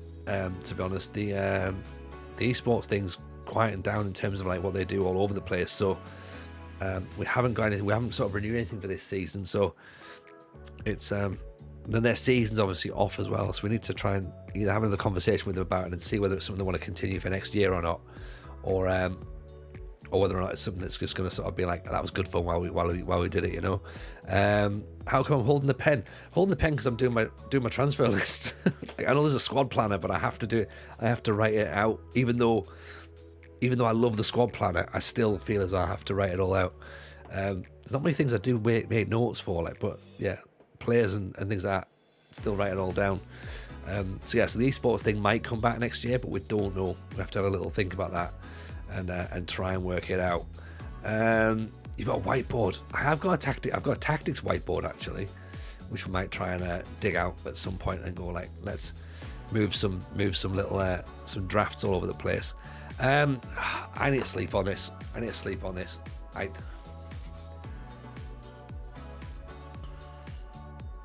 We can't delay Bristol City twice, I don't think. Because to me that's mental. I'm doing an odds save this year. Crazy coincidence. I love it. I genuinely think odds are brilliant. They're such a great club. Really cool club. Again, very, very ethical club. Do a load of good stuff in the community. And it was just, when they sold it to me, I was like, yeah, that's really cool. Let's do that. So maybe we can get it. Up and running again. If not, Bristol City might be an option. Have they got an esports thing? Steve Hood's will be a hookup for Bristol City for us, so we can still get some Hummel kits from them. How good is Fresno? Fresno's pretty decent, to be honest. He's pretty decent. Look at that. For a 19-year-old, it's money coming into Oxford. Even a quarantine cyclist. Well done. Sorry, welcome in, by the way. The lad that's been offered an exchange is the Japanese lad Watanabe, who we quite liked. But I think his technicals are now starting to decline a bit. Plus, he was a substitute for Livingston last year. But he's Japanese. I'm easily swayed.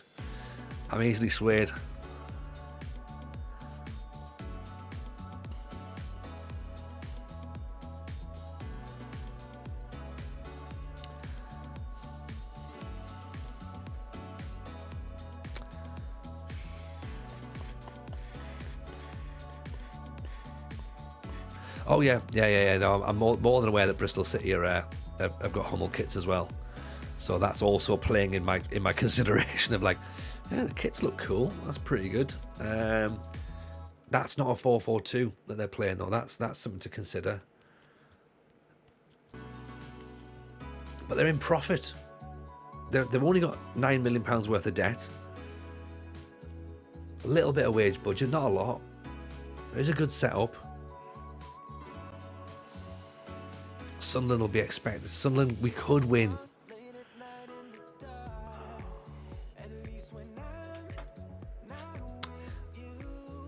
Ethically, I like the idea of Bristol City.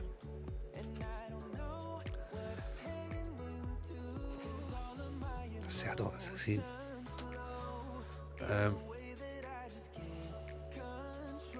Link up with the Bulgarian side. You're about to sign at Sao Paulo, nice. Facilities are both very similar. Like, the thing is, the facilities don't really matter too much because the plan is we really only want to be winning stuff and moving on. Okay, here's a thought. Sunderland might say no. That's a good point. Bristol City have an Icelandic affiliate. That's interesting. Aguero could come to Bristol City. I don't think Aguero to Sunderland is the play.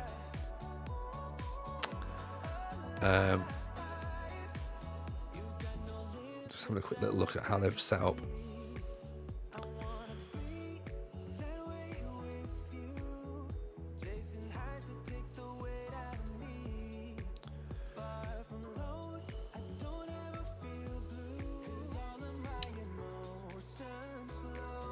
Schneider, I like the look of Schneider. I think you should take Sunderland. If offered 98, we'll have a totally different vibe, just one season. How are we doing, mate Dill? We're in a weird cycle right now, man. We're in a properly interesting spot because we've got a bit of a head scratcher going on. So we obviously got promoted with Oxford last night, right? So we're going into League One, but we're not sure if we can go how far we can go in Oxford in League One. So we've started like sort of nosing around, and Bristol City and Cardiff and Sunderland jobs were all available. Wigan's jobs now available in League One, and we've applied for them, and we've been offered the jobs. So we're offered the Cardiff job. I didn't really fancy it, so we turned it down. Bristol City have offered us a job. I think it's a good move. But now Sunderland have offered us an interview. Sunderland are getting relegated from the Premier League into the Championship. The Oxford faithful are devastated. They can't believe what's gone on. Like, they're like, why would he leave? And actually, Wigan have just been promoted to the Championship, and their manager's left. Yeah, manager's left. Or to go to Cardiff. May have to renew this Sunderland Netflix show and you take over. Well, the thing is that we really want Sunderland towards the end of the save. And we're doing Sunderland on Sunday for this 12-hour stream. If you're brand new, by the way, we're doing a 12-hour stream on Sunday, 12:30 in the afternoon till 12:30 bedtime. Because it's 2 years on Twitch, okay? So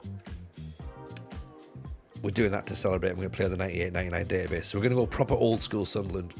Kevin Phillips, Niall Quinn, Mickey Gray, that sort of stuff. Nicky Summerby. So that's going to be fun, right? We're going to be the same as Bristol City, but more dull. Yeah. Well, they've just been promoted in the Championship. It'll be fucking awful. They'll get relegated. Wigan have got no money, so they'll be awful. Like... Season budget, believe me, says 0. Wage budget, £108,000. Currently spending £76,000. So, so appreciate it, Dill. Thank you very much. Also, by the way, shout out for Dill if you've not already followed Dill. We love him. We love Dill. So go and drop some love on him if you can do, please. That'd be much appreciated.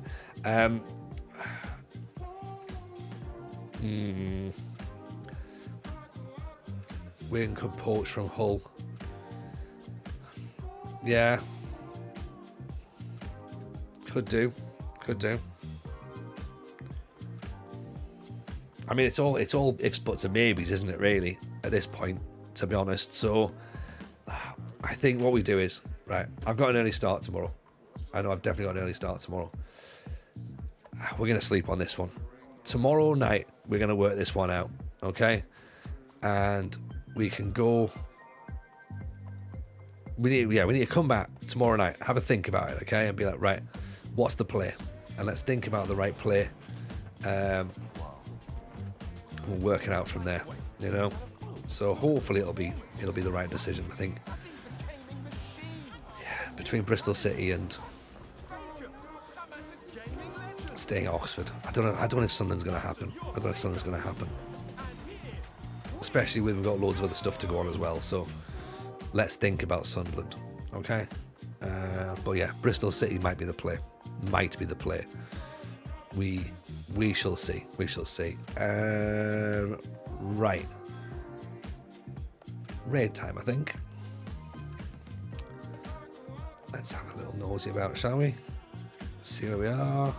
And tell you what.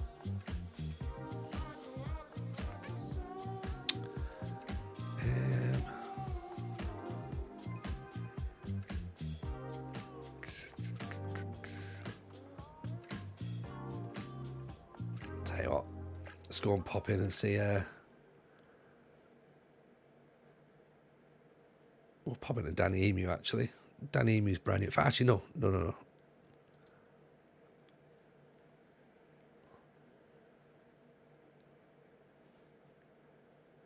Yeah, Danny Emu we'll go to. Danny Emu's one of ours. So he's fairly new. Go and give him some love. He's got a Deli Alley thing going on, which is interesting. I was going to say I'll go and see Goodyear, but go for Danny Emu. Because like I say, he's a bit newer. So go and make sure you follow him, okay? He's been on for 40 minutes, so it's right at the start of the stream as well. Yeah. So, yeah. Go and give him some love.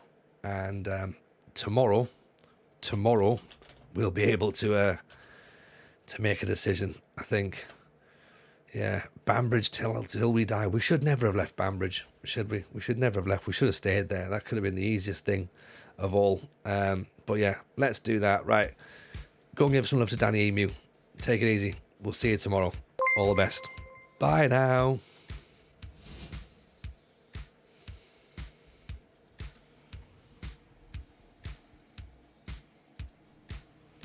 Yeah. We're having a good... Tony Jameson, the man, the myth, the legend.